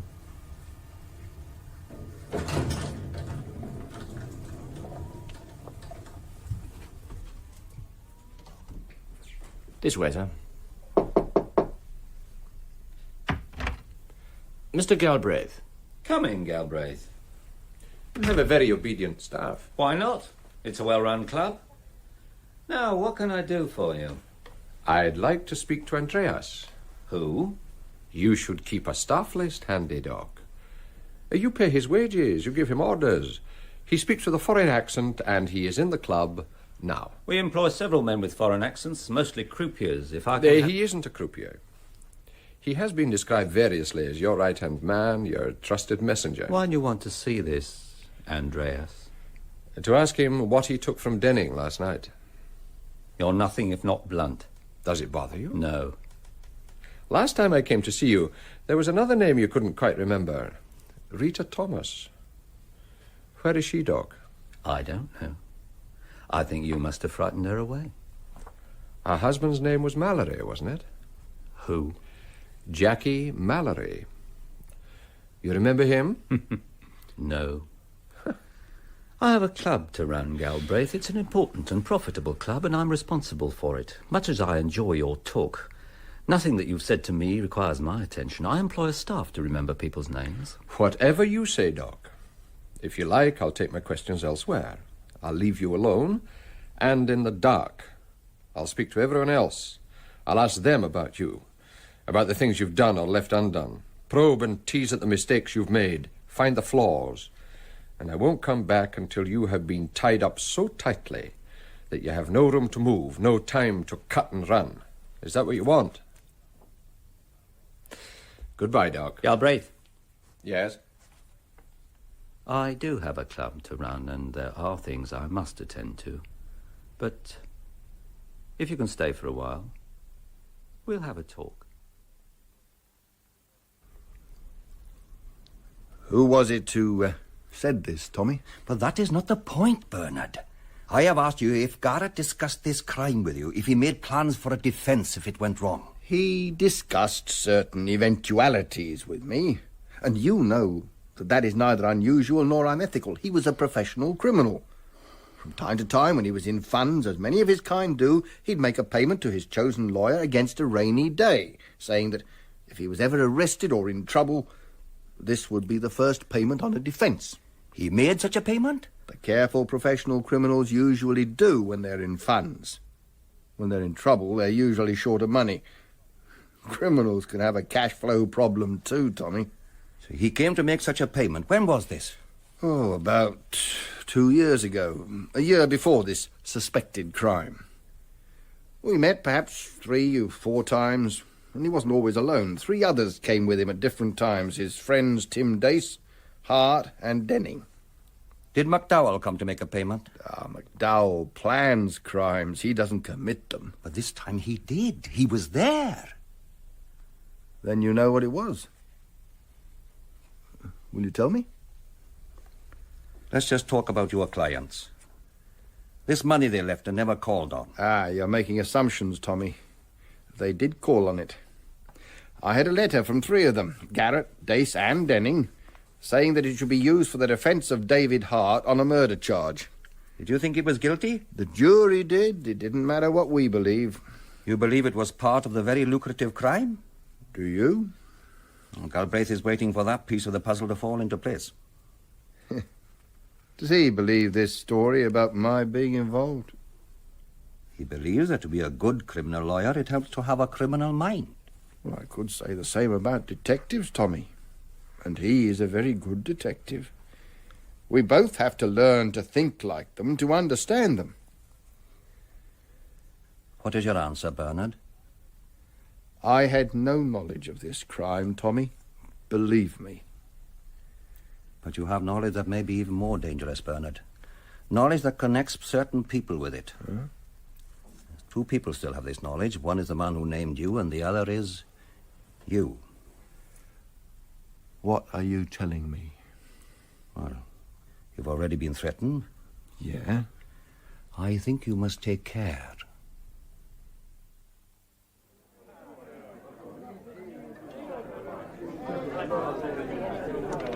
Having any luck, Galbraith? I've just had a win. Number 26. Fenner will collect your winnings and bring them to you.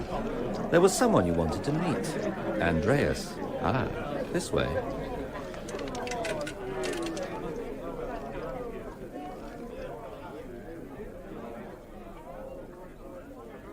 This is his room.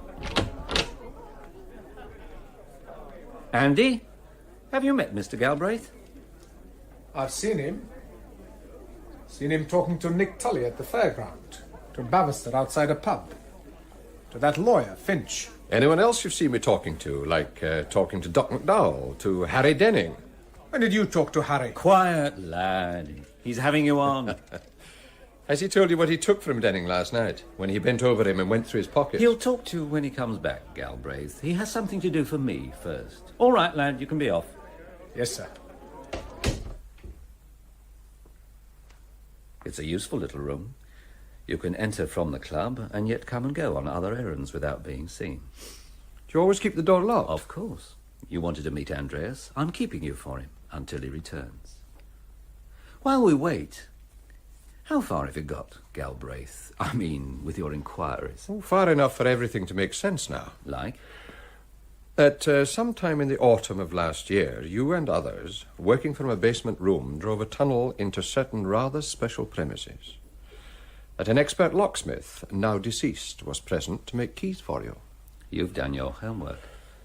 I'm told you were so happy that day that you sent immediately for your partners and spent 2 days inspecting the loot. How much did you find in there? Do you really want to know? Yes. It was more than we expected. If it had got into the papers, we would have been famous. I reckon about £30 million. 30 million? But it won't get into the papers, Galbraith, because there's a lot I can do with £30 million, and it won't do you any good. Andreas has gone to fetch Bernard Finch. When he returns, your part in all this is finished. We present Galbraith and the Midas Touch by Robert Barr, with Bernard Hepton, Richard Davis, and Garrard Green. Episode 5, in which we meet a golden widow, is entitled Aladdin's Cave. The search for Paul Carson had already turned up some strange characters and strange events. Some who seemed to be in the centre of the mystery were free and protected. Those on the fringe were constantly afraid. Nick Tully, who ran a travelling fair and was constantly looking over his shoulder. Lenny Thorne, who expected an unwelcome visitor with every knock on the door. And the lovely Rita Thomas, who, although I didn't know it at the time, I was about to meet. By the way, my name's Galbraith, Bill Galbraith. At this moment, I had been incautious. Perhaps I'd been too ambitious. I had backed a hunch and walked straight into a trap. In fact, I seem to have set the trap for myself. And Doc McDowell was pouring me a drink. Here you are. Cheers. It was foolish of you to come here. Well, I don't always do the right thing. Andreas will be back soon. He's gone to see about your friend, Bernard Finch. When he returns, we'll decide how to deal with you. As you dealt with Denning. For a detective who's always been so careful, so calculating, you really are getting this one all wrong. Have I confused you? In what way? When I said deal with you, it's true a number of people have, let us say, removed themselves from the London scene. Have been suddenly removed by you or Andreas. Please listen, Galbraith. Those who removed themselves from the scene were fellow labourers in, shall we say, the same vineyard, and were sworn to a friendly course of action. Was Bernard Finch in this vineyard? Ah, now that's something else. I need him for a meeting this weekend. Until he's attended the meeting, until a decision has been taken, I can't have him wandering free and talking to you, can I? There must be few of them left. Few of who? The labourers in the vineyard. In the photograph there were 8 men. How many are left? Enough. You were about to tell me of the loot. The big surprise. The 30 millions? Why not? We have time.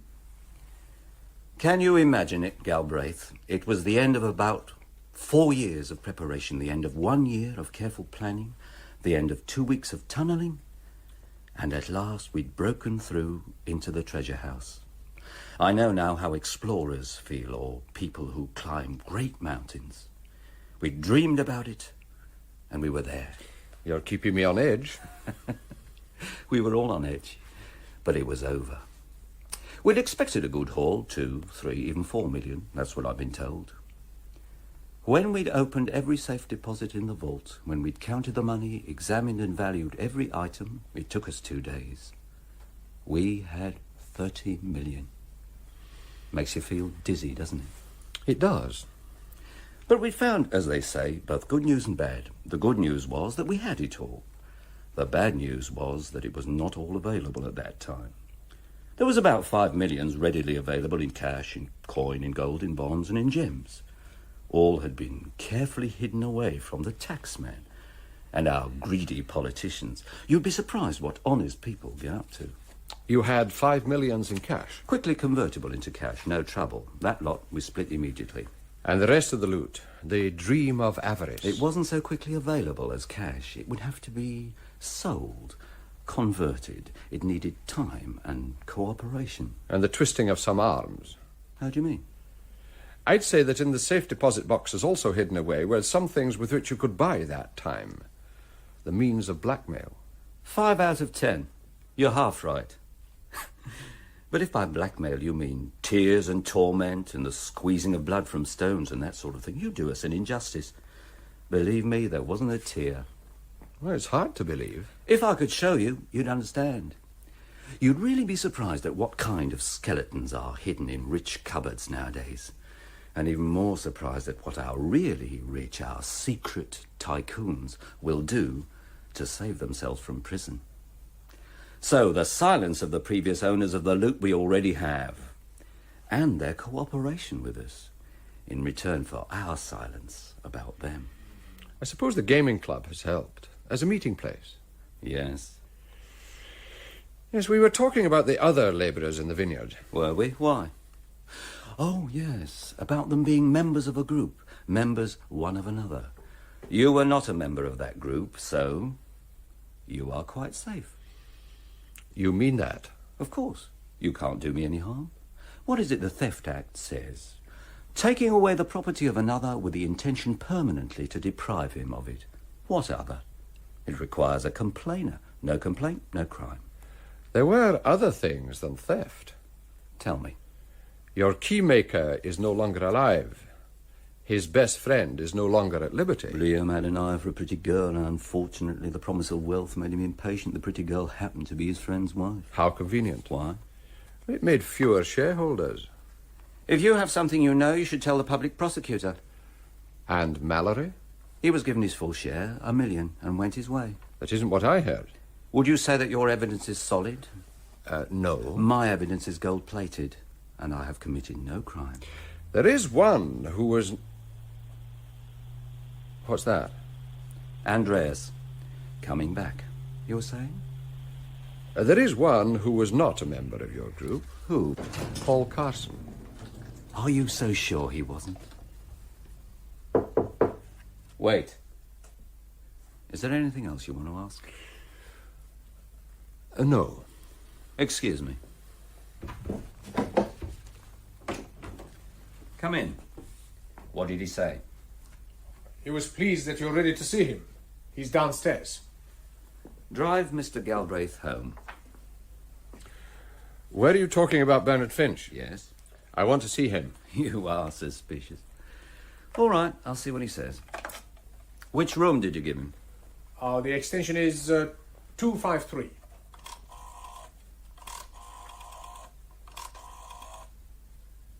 Mr. Finch? Yes, this is Finch. There's a friend wanting to see you.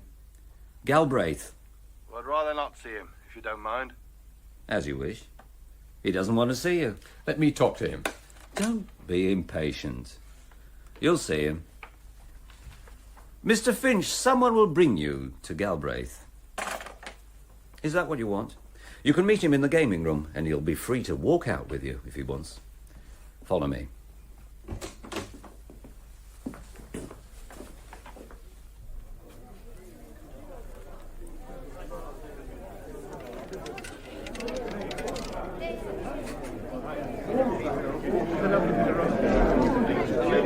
There he is.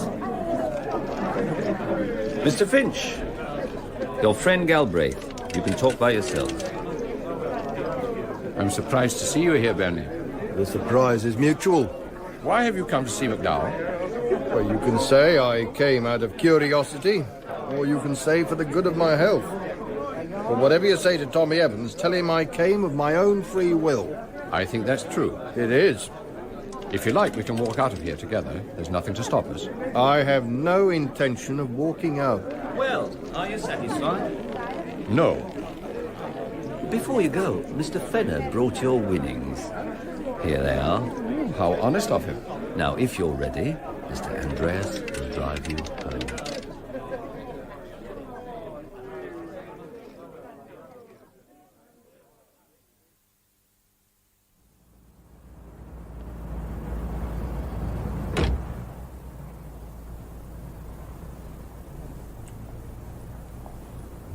Where do I take you? Just drive round for a bit. I'll think about it. As you like.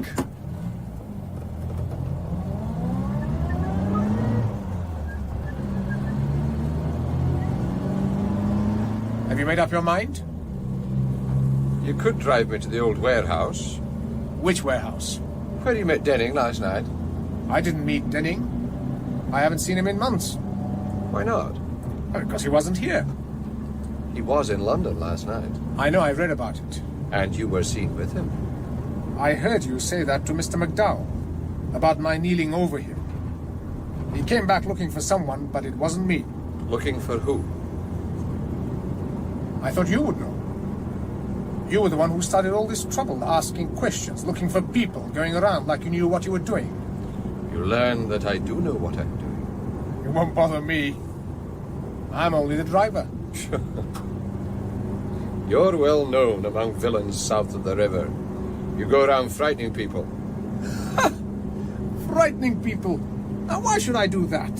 Where is Rita Thomas? I don't know. We think she's hiding from you. As Mr. McDowell told you, some of our friends can't stand the peace. Have you decided where you're going? Yes, you can drop me here. Here? Yes. And tell the doc I'll be in touch.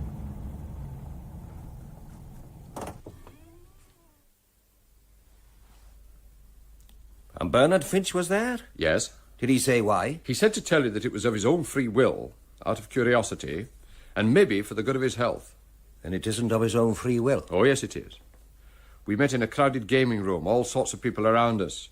I asked him to walk out with me. He said no. He was among his friends again. There are some questions to answer, Tommy. Bernard Finch is your client. He sent a package to you. It contained a photograph and a claim to £1 million. Now, he sent it innocently, as though butter wouldn't melt in his mouth, saying, will you please sort this out for me and find the missing man? It was a genuine request, Bill. He is ill. I mean, he couldn't check it himself. And he's also retired and no longer plays with his naughty friends. Now, you've told me all that. He was innocent, Tommy, until Lenny Thorne told me that he was in on it, that he had discussed the crime with the chief architect several times. Now, you'll have to convince me that you're not batting for Finch. All right, I will. When is this meeting? This weekend. And you think he'll stay until then? Well, that's the purpose of the exercise, gathering them all up. A meeting to explain what has happened to date and to decide what happens next. So, if he's safely out of the way, we can go to his office and look through his files. You do that? Well, you asked whose side I'm on. What's his new partner's name? Jennings. I'll explain when we get there.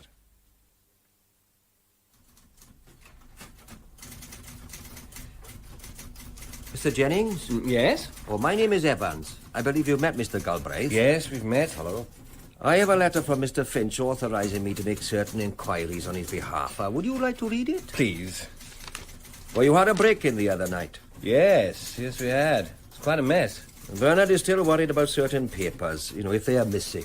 Oh, did he mention it? Yes, he did, Mr. Evans. Well, the letter seems in order. I'm afraid the files are still in a bit of a mess after the break-in. Which ones did he want you to check? The murder case, David Hart. Mm-hmm. And the files of the witnesses who were called and those who made statements. Yes, well, I think you'll find them amongst this lot. If not, they may be in the end cabinet. Here's the key. If you need any further help... Oh, thank you. You'll get no reply today from Bernard Finch. You were going to explain to me. When I was pressing Bernard with your allegations that he'd been told of the plot, he was at great pains to assure me that it wasn't so. Now here, you take this lot. I mean, he even said, and I quote, you can examine my files if you like. And you think he meant it? That it gives you permission? Well, of course he didn't mean it, but it does give me permission. Because he isn't here to stop you. Well, if you'd rather not. I have an insatiable curiosity. Let's get started. Hello. It seems he did think Dave Hart was guilty. Does it say so? There's a pained little note here to Hart's wife. Here in the files. When he was pretending you could look through these files, did he mention again that McDowell's file was missing? Yes, he did. Well, it isn't missing. It's here. The lying devil. I told you, Tommy. Let me see it. Anything interesting in it? Yes. He pretended he had no real connection with McDowell. It wasn't true. There's a statement here. Have you seen a file on Mallory? No, try the cabinet. Yeah, sure.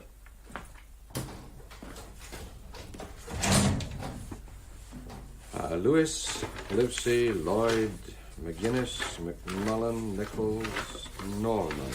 No Mallory. Ah, look at this. Rita Thomas. Oh, I forgot to tell you. What?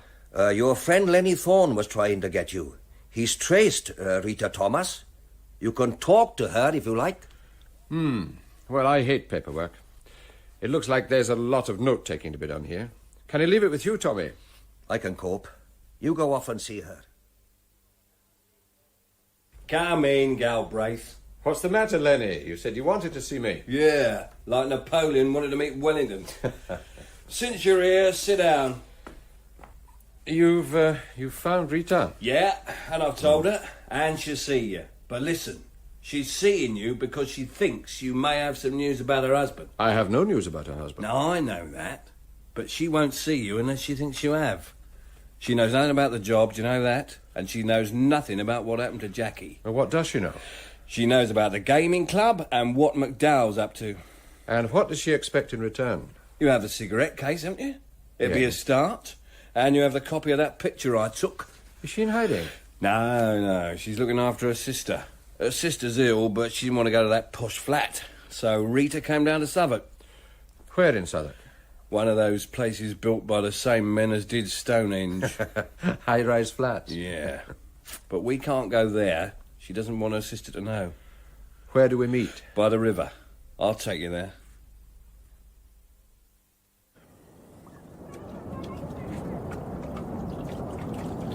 Yeah, that's her over there. Pretty, ain't she? She's everything they said about her. Who said?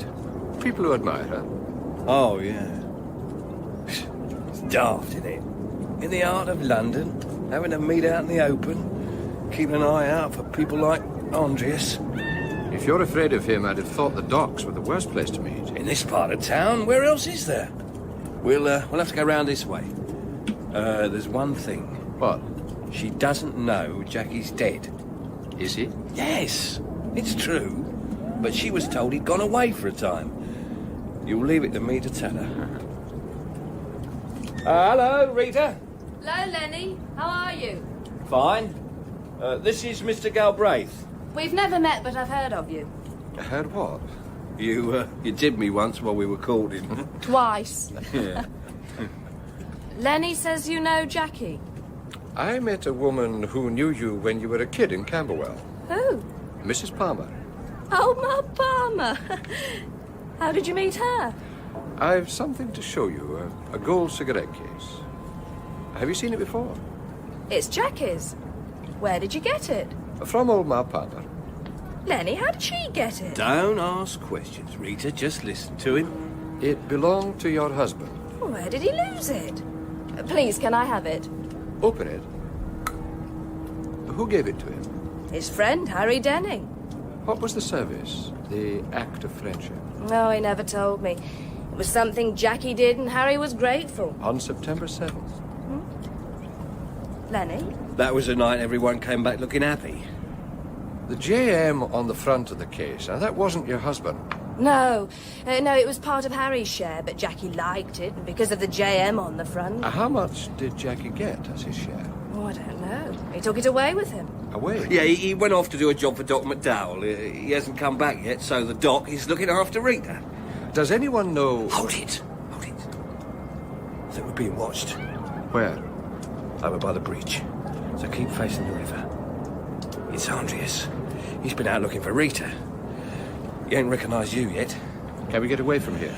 There's an underpass that will take us back to your car. Do we make for it? Well, if he's just looking for me, I'll stay here and you two can go. No, I need you. Come on.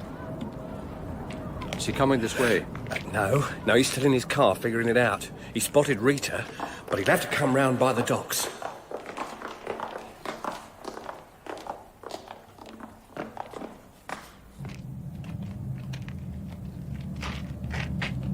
Here we are. In you go.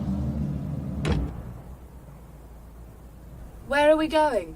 I have some things to show you. My sister's ill. She's waiting for me. It won't take long. Have you seen him? He crossed our track back there. He didn't see your car. He told me he was just the messenger boy. Let him see you with Rita and you'll know different. Look, turn left here. I think we can lose him.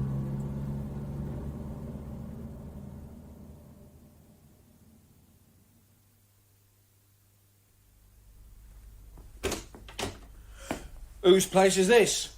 It's the office of a friend of mine, Tommy Evans. He's busy somewhere else, so we can use it for a while. Come in, Rita. Thank you. Rita, I'm going to show you some things. Now, these bearer bonds. You've seen them before? These were part of Jackie's share. And this inventory of jewellery? Well, that was the other part.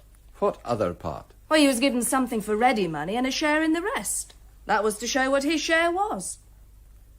Lenny, where did he get these things? They belong to Jackie. There's something else. A photograph. That belongs to me. Steady, Rita. Take it easy. Well, where did he get them? Where is Jackie? They were given to me by Mrs. Palmer. Where did she get them? They were left in her house by a lodger, a young lad called Paul Carson. Did you know him? No. I'll describe him to you. About 24, medium height, dark hair, good-looking, well-educated. No. Well, where did he get these things? The photo's mine. The rest belong to Jackie. He took them with him. Lenny, that's Jackie's share. Jackie's dead, love. No. These past 8 months. No, we had to pretend he was dead, Lenny. When he went away, just pretend There's he no was dead. pretense, love. He's dead. That's why the doc's looking after you. It's why Mr. Galbraith has all these things. No. No, Lenny. Oh, no. Now, come on. Darling Rita. Now, come on, love. There now, love. There now, Rita. All right, girl. Come on. All right. All right, all right. Rita, are you all right? Yes. Yes, I'm all right. Thank you. You were asking why I have these things. The man who had your husband's share came to London with them. He came searching for Harry Denning. Now, why should he do that? Harry was Jackie's friend. But why should this man have Jackie's share, and his cigarette case, and the photograph? I don't know. Try. He must have got them from Jackie. What was his name? Carson. No, the other name. Paul. Jackie had a brother, Paul. Young brother. He'd be about 24. Did you ever meet him? No, we were only married 4 months. Lenny, when was Jackie Mallory killed? I told you. It was 8 months ago. And 2 months later, a young man comes to London with his share, untouched, searching for Harry Denning. Now, come on, Lenny, you're interested. Ask me some questions. What questions? Like, why should Jackie Mallory's young brother have his share? Oh, all right. Why should he have his share? Because Jackie Mallory sent it to him. Why should he do that? Because he feared that something might happen to him. He sent his share in a packet to his brother, saying that if he didn't hear from him again, to come searching. Now, if he didn't find him, he was to find Harry Denning. Why Denning? Because his friend Denning owed him a favour and would seek revenge. He put the cigarette case in as a reminder. Denning would know where Rita was and see that she got his share. And that's why he put the photograph in. Rita was in the photo. And so was everyone else. But it didn't work out. Harry Denning had gone, and this lad met up with the sailor. Yes. Well, Mr. Finch, how are you feeling now? Fine, thank you. I've no complaints.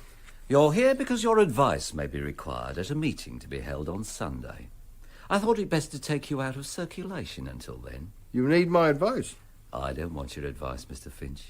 But your client, Johnny Garrett, thinks he may need it. He'll be present. So will your client, Tim Dace. They're coming back to London? For the meeting. What sort of advice? I believe they have great confidence in you as a man who can direct them safely along the byways and narrower lanes of the law. I know you've done it for them before with great skill. Oh, there was never anything unlawful. There never has to be if you know your way around. You and I both know that. In this particular case, I don't think they need your advice. But who am I to argue? Can I be told what you have in mind? Yes. They happen to have come into money, which, it might be said, doesn't really exist at all. Money that has been carefully cheated from others, like from shareholders and the taxman by some very dishonest people. Speculators, tycoons, and, may I say it, thieves like ourselves. What's your point? Something that doesn't exist cannot be stolen. There are times when it can. I thought you'd say that. The law is like the Bible, Mr. Finch. You can always find a quotation to prove your own point. You're very good at it. Your clients think so. What is it I have to prove for them? Until a short time ago, all our people were happy. Now they're getting just a little bit worried because some inquiries are being made, some questions being asked. You mean questions by Galbraith? I'm not worried about questions by Galbraith. I know about the packet you got and the bonds and the photograph. It was unfortunate. I think it started your palms itching. It also means that the bonds are now lost. But there's so much money that they won't be noticed. Well, it was hardly my fault. I didn't know what had happened. How can I represent clients if I'm kept in the dark? You did it because you wanted to know. Didn't you? For my money, I'd have left you in the dark. But now that questions are being asked, there are some who want the assurance of your wise counsel, as in the days of old. You'll explain to them how they can ensure their own safety, here and abroad. Who'll be at this meeting? All of the principal beneficiaries. Garrett, Dace, Dave Hart. Oh, Hart's in prison. You should complain. It was your defence that put him there. It's now time he claimed his reward. How? Dave's being sprung. The plans have been laid and the money paid out. He'll be sprung tonight, he'll be here on Sunday, he'll be abroad on Monday. Very rich. You will forget you ever saw him. And you will be very rich. Just to assure them that there is a way round the law. I knew you'd see it.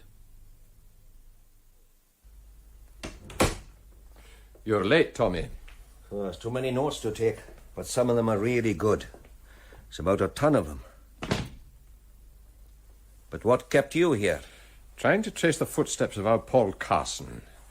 He was looking for his brother, did you know that? No. I'm sure he was Jackie Mallory's brother.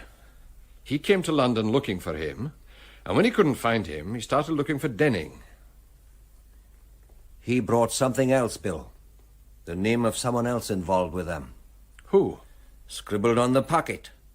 Bernard Finch. Of course. And you needn't try to puzzle it. He barged his way into Finch's office while I was there. A very lively and determined young man. Who barged in? The man you're searching for. Paul Carson. Is played by Robert Gillespie. Galbraith and the Midas Touch is written by Robert Barr and produced by John Brow. And final episode, in which the man with the golden touch appears to be monarch of all he surveys, is entitled The Pyramid of Gold. It is one of my pet beliefs that the world is divided into those who might and those who already have. I had no doubts that the men I was after not only already had, but they were also about to. That is, despite all my efforts, they were about to get away with it. By the way, my name's Galbraith, Bill Galbraith. I had discovered a theft of fabulous proportions from a series of safe deposits, about £30 million. The planner of the theft was a man named McDowell. The few men who knew about the crime and were likely to talk had already been removed, including the meddlesome Carson. That's what I'd been told, until Paul Carson reappeared, alive, well, and still intent on his search. You said he walked into Finch's office? Yes, while I was there. He asked for Bernard Finch. In fact, he demanded to see him and would take no refusal. I overheard the argument and he was passed on to me. Are you sure he's Paul Carson? I'm quite sure. And he'll be here any minute. What did you find on the files? Bernard Finch was less truthful than he might have been. I could say it in stronger words. I'm sure you could. But his absence has been very helpful to us. His files are thrown up a... Mr. Evans? Yes? Mr. Carson is here. Now, hold him a minute. Bill, would you like to see him on your own? I think it will be best. All right, send him in. Yes, sir.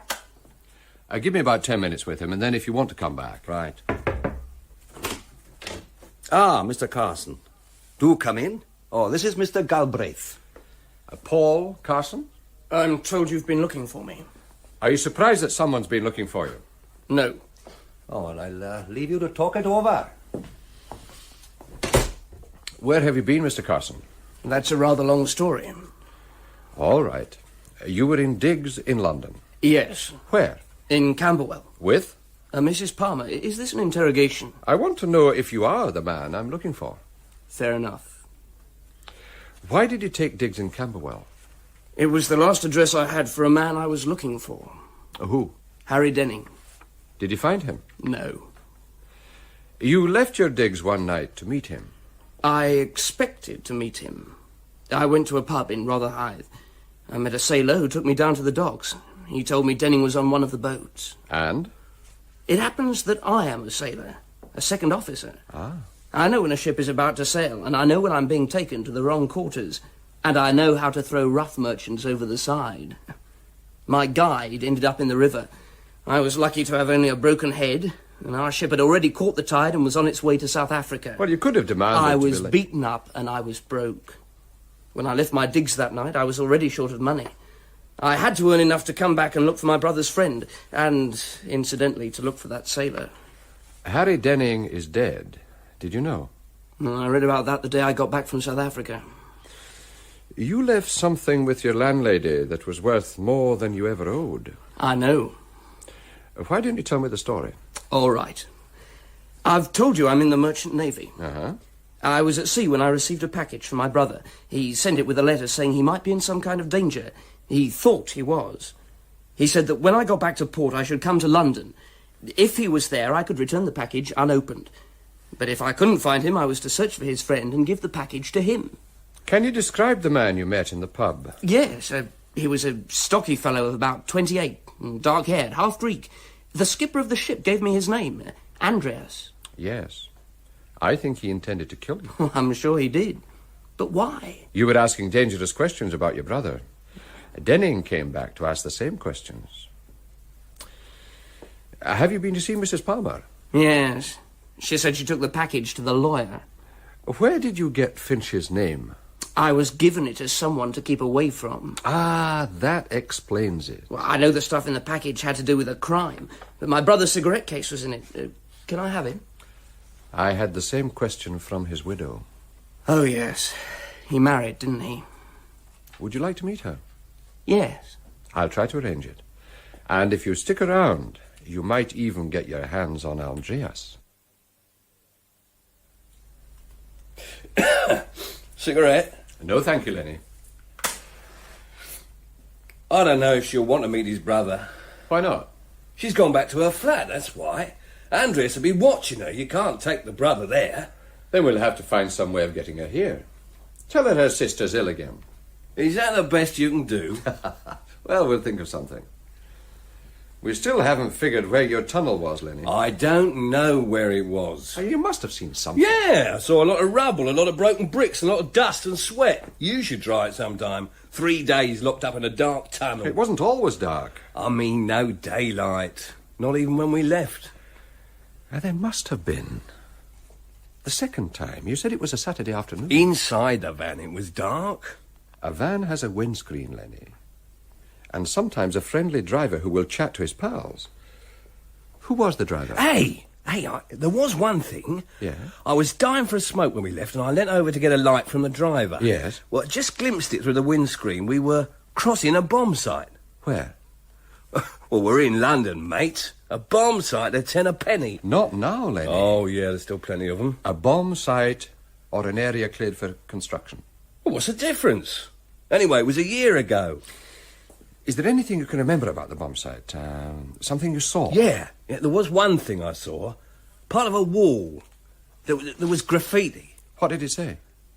It said, teach yourself fire eating. Are you having me on? No, that's what it said. Anything else? Yeah, something about West Ham rules, OK. Let's go and have a look. You must be joking. I don't even know where it is. I have my car outside. You'd be surprised what you know. Come on.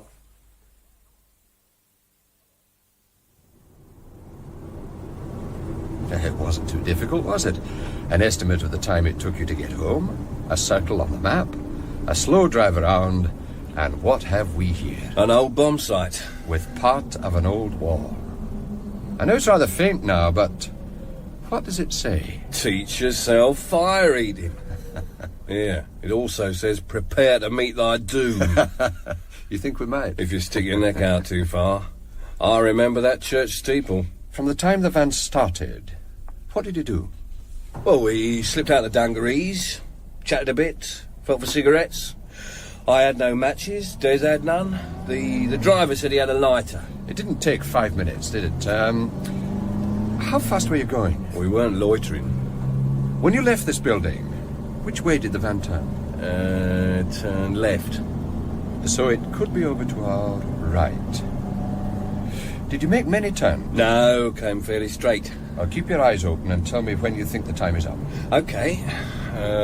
Dungarees off, chatting, feeling for matches. About now, I'd say.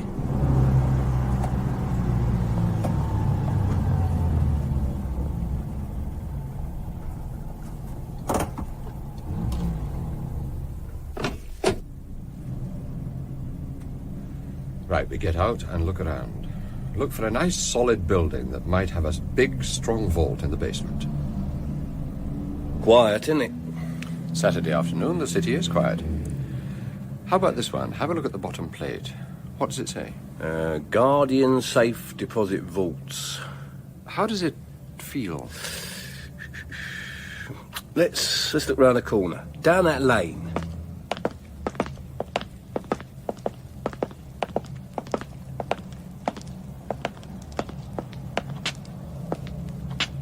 Yeah, this could be it. It feels like the door we backed against.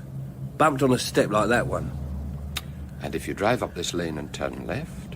You cross the bomb site. You deserve a drink. Something special. They're closed. It's 4 o'clock. Then you can have it this evening. And bring Rita. Me? 8 o'clock, Tuck's Head. And I'll owe you a favour. Well, you owe me a favour already. Oh, this makes it 2.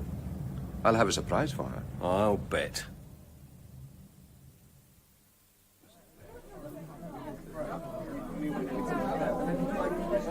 You managed it? Yeah, I managed it. She's here. Good evening, Rita. Come and sit next to me. There's someone you should meet. Jackie's brother. I think I would have known him. You have his smile. So they say. Do we say hello? Hello. What do you think? Paul, isn't it?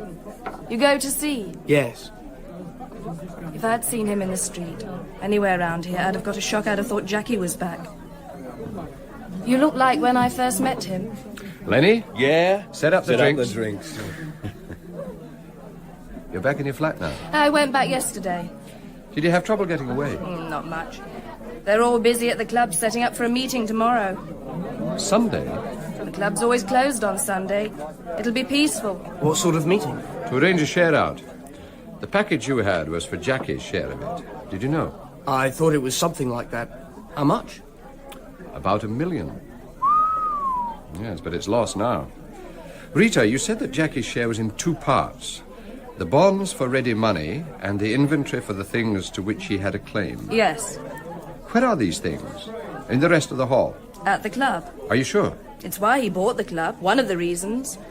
Being a private gaming club, it's expected to be well guarded. And it has a strong room. The valuables were kept there until they were sold. The money's there now. Do you know where the strong room is? Yes, it's in the basement. Now, wait a minute. I know the layout roughly. I'll make a sketch. Now, this is the reception desk, the foyer, the lift. Next floor, the gaming rooms. McDowell's office, Andrea's office. Where's the strong room? Well, there's a back lift about here. It goes down to the strong room directly under the doc's office. There's no other way down. How do you know all this? Because I am the hostess, even when Jackie was there. It was my job to look after the buyers and the losers. That's what Doc called the men he'd robbed. How many of these losers? In a year, about 20. The Doc says most of them were speculators, swindlers and smugglers who kept their profits hidden away. They couldn't use a bank, so they bought gems and gold. He said some of it was from buying and selling drugs. Is this the kind of job you do? If you want a saint, you should look in a church. I was doing this for your brother. Sorry. Oh, Lenny wants you. Excuse me. I've just heard something on the grapevine. It's for your own ears. Dave Hart has been sprung.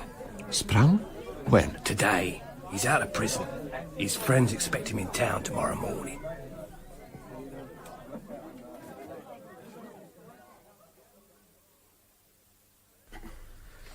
First, let's give a coming-out welcome to our good friend, Dave Hart. A deadline was set and a deadline was met by all. Johnny's back from the Côte d'Azur. Timmy's back from his Greek fortress. Dave is returned from incarceration. Andreas is also back with us. And as I promised, your advisor, Mr. Finch, is here for today's meeting. Hello, everyone. It's a bit early, but I think a little champagne is called for. So let's drink to it. We aren't all here yet, Doc. Are you talking about absent friends, Johnny? Yeah. We have 3 absent friends. I think we can forget about Liam. He wasn't married. His share will be pooled. Denning's share will be pooled. Mallory?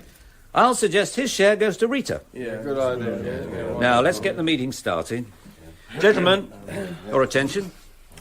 We all have timetables to keep of one kind or another. We all have an interest in what's happened in the past year, and I'm sure you have a special interest in what is coming your way.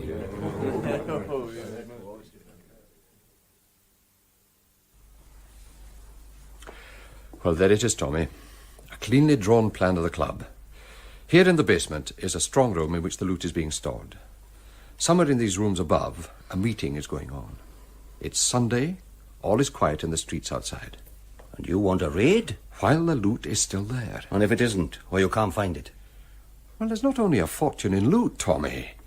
Garrett will be there, Dace will be there, convicted criminals. And McDowell will be there, and he is not a convicted criminal, he is the owner of the club. And there will be a lawyer there.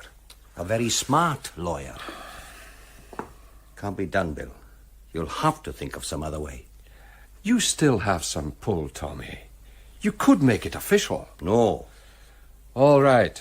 I'll go and watch the place. I'll prove they're there. Do you want me? No, I'll find Paul Carson.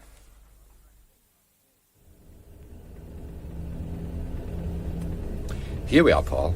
Now, just ahead of us, the arched doorway, the black-painted railings. That's the club where your brother worked. The little lane by the side leads to the back entrance, but anyone coming or going will have to pass us. Do we get out and have a look? No, we'll stay in the car, read the Sunday papers, keep an eye on the door. How long did he work there? Oh, for a very short time. It was bought after the robbery, when, as Rita said, Doc McDowell needed a well-guarded strong room, also a place where wealthy people could come and go. What happened to Jackie? I don't know. Lenny Thorne says he's in the river. Denning was found in the river. 30 million in that building. He must have the Midas touch. Ah, he has. Now it's being divided, shared out. Your brother was to get 1 million. Yeah, so I believe.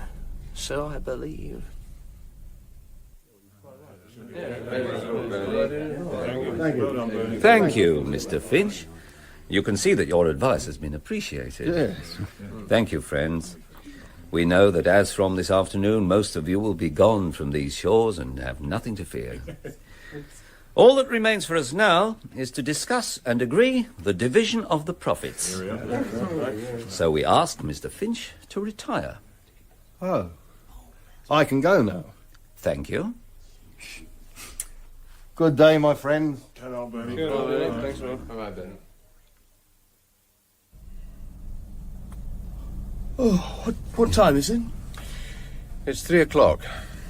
They can't be staying at the meeting all day. 30 million's being divided up. Makes the mind boggle, doesn't it? Yes. How did you get onto it? Through you. The photograph, mainly. I started to trace the people in the photograph. You had put a circle around the heads of some of them. Yeah. Round the head of one of the girls. Did you know who she was? No. I know now. She's a honey. Is she really mixed up in this? Do you care? Yes. She knew your brother was a villain when she married him. She knows McDowell is another, and she works for him. She helped to fleece the losers.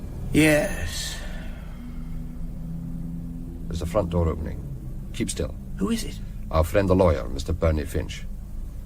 He's coming this way, looking for a taxi. We'll surprise him.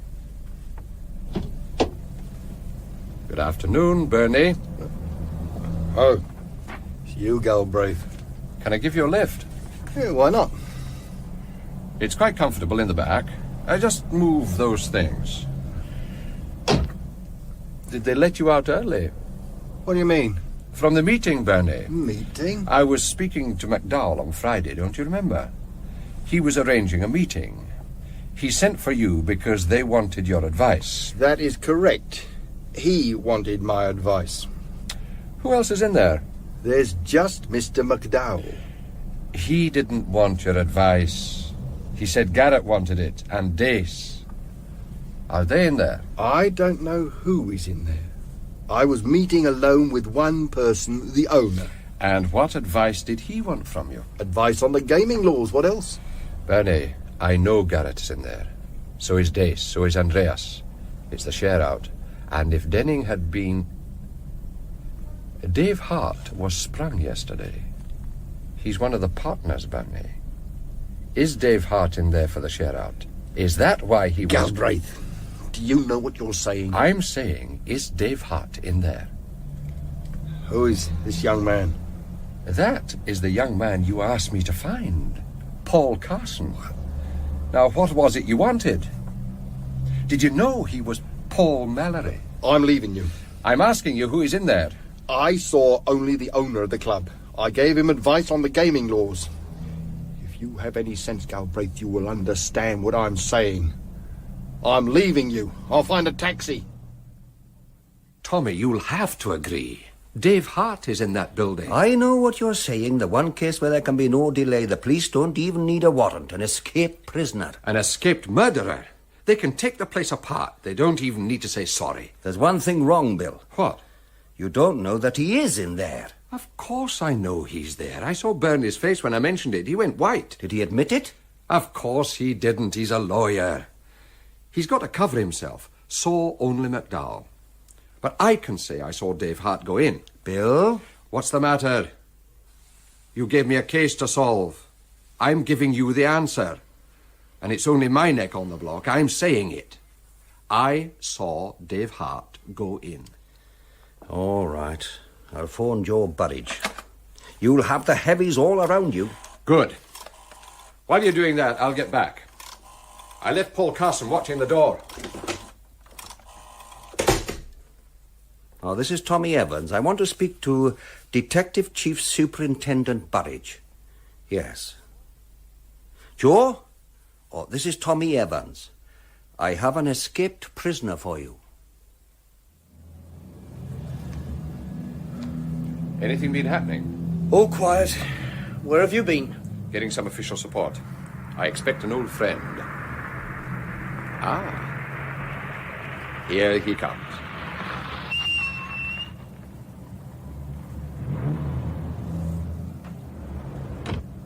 Hello, Bill. I had a call from Tommy Evans. What's it about? One of Her Majesty's guests flew the coop. I know. Dave Hart. You know where he is? The gaming club across the street. You knew Hart's friends, didn't you? McDowell? Yes. McDowell owns the club. Oh. They're in there celebrating. Do we put a stop to it? Sure. Come to my car.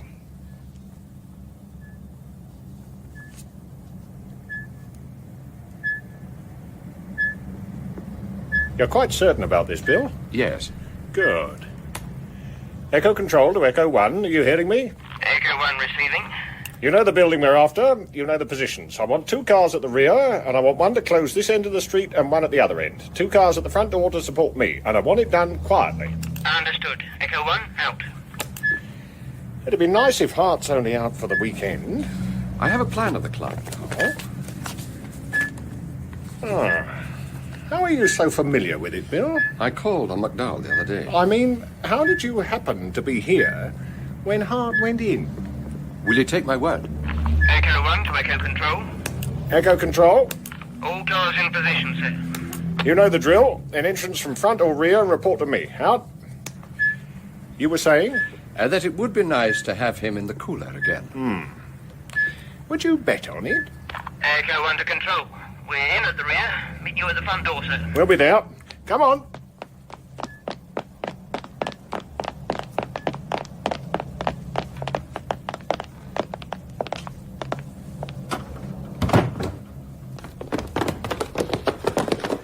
Send a squad to the basement. Block the stairway. We'll take the lift.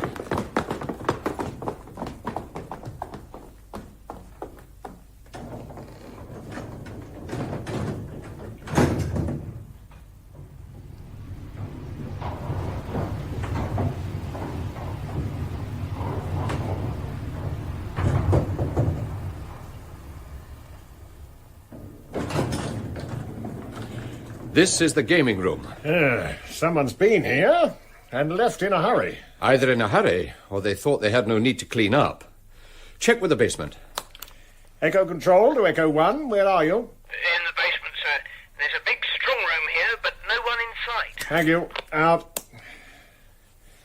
Any bright ideas? Well, search the building, roof to basement. What do you expect to find?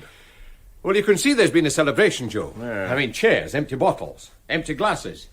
If you take prints from the glasses, you'll find there was a right collection of villains here. You'll find Hart's dabs for sure. Papers all over the place. A notepad on the desk. It says... Pap. Could you read this, Bill? It says Paphos. A name? Greek, isn't it? Paphos. Yeah. What's this? Looks like Pier 5. 2 of them came from overseas, Joe. Paphos. A Greek ship? Check which dock has a Greek ship in. Paphos. I'm looking only for an escaped prisoner. Well, he'll be with them on his way out. Now, come on.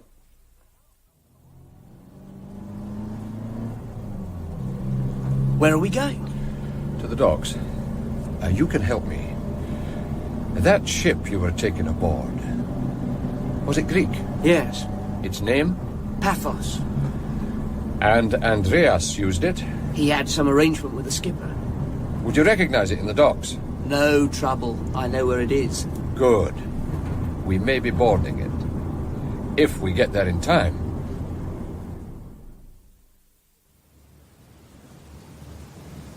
Can you spot her? At the far end, with her gangway down.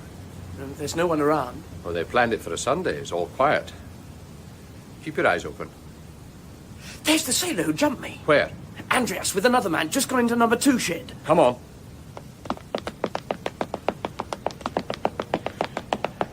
There they are. The other is Hart. Now hold it. What is it? A car. Far end of the dock. Can you see it? Yes, 3 men.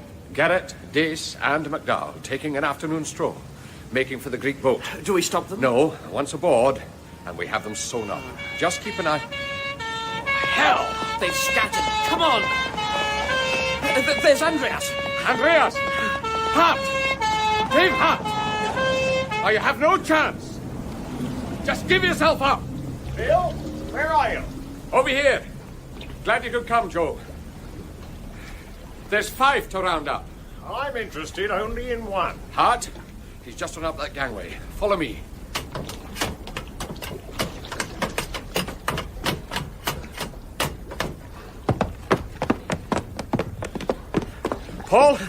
Paul Carson. I'm here. You know the ship. Where will Hart be? This way for sure. There's Andreas. Now watch out! Leave him to me. Good lad, hold him. Right, now then. This cabin, it's locked. There you are, Joe. One escaped prisoner. All right, you're running. And who's the other one? Timothy Dace, on his way overseas, aiding and abetting an escaped prisoner. Now take charge of the baggage, Joe. It's rather valuable.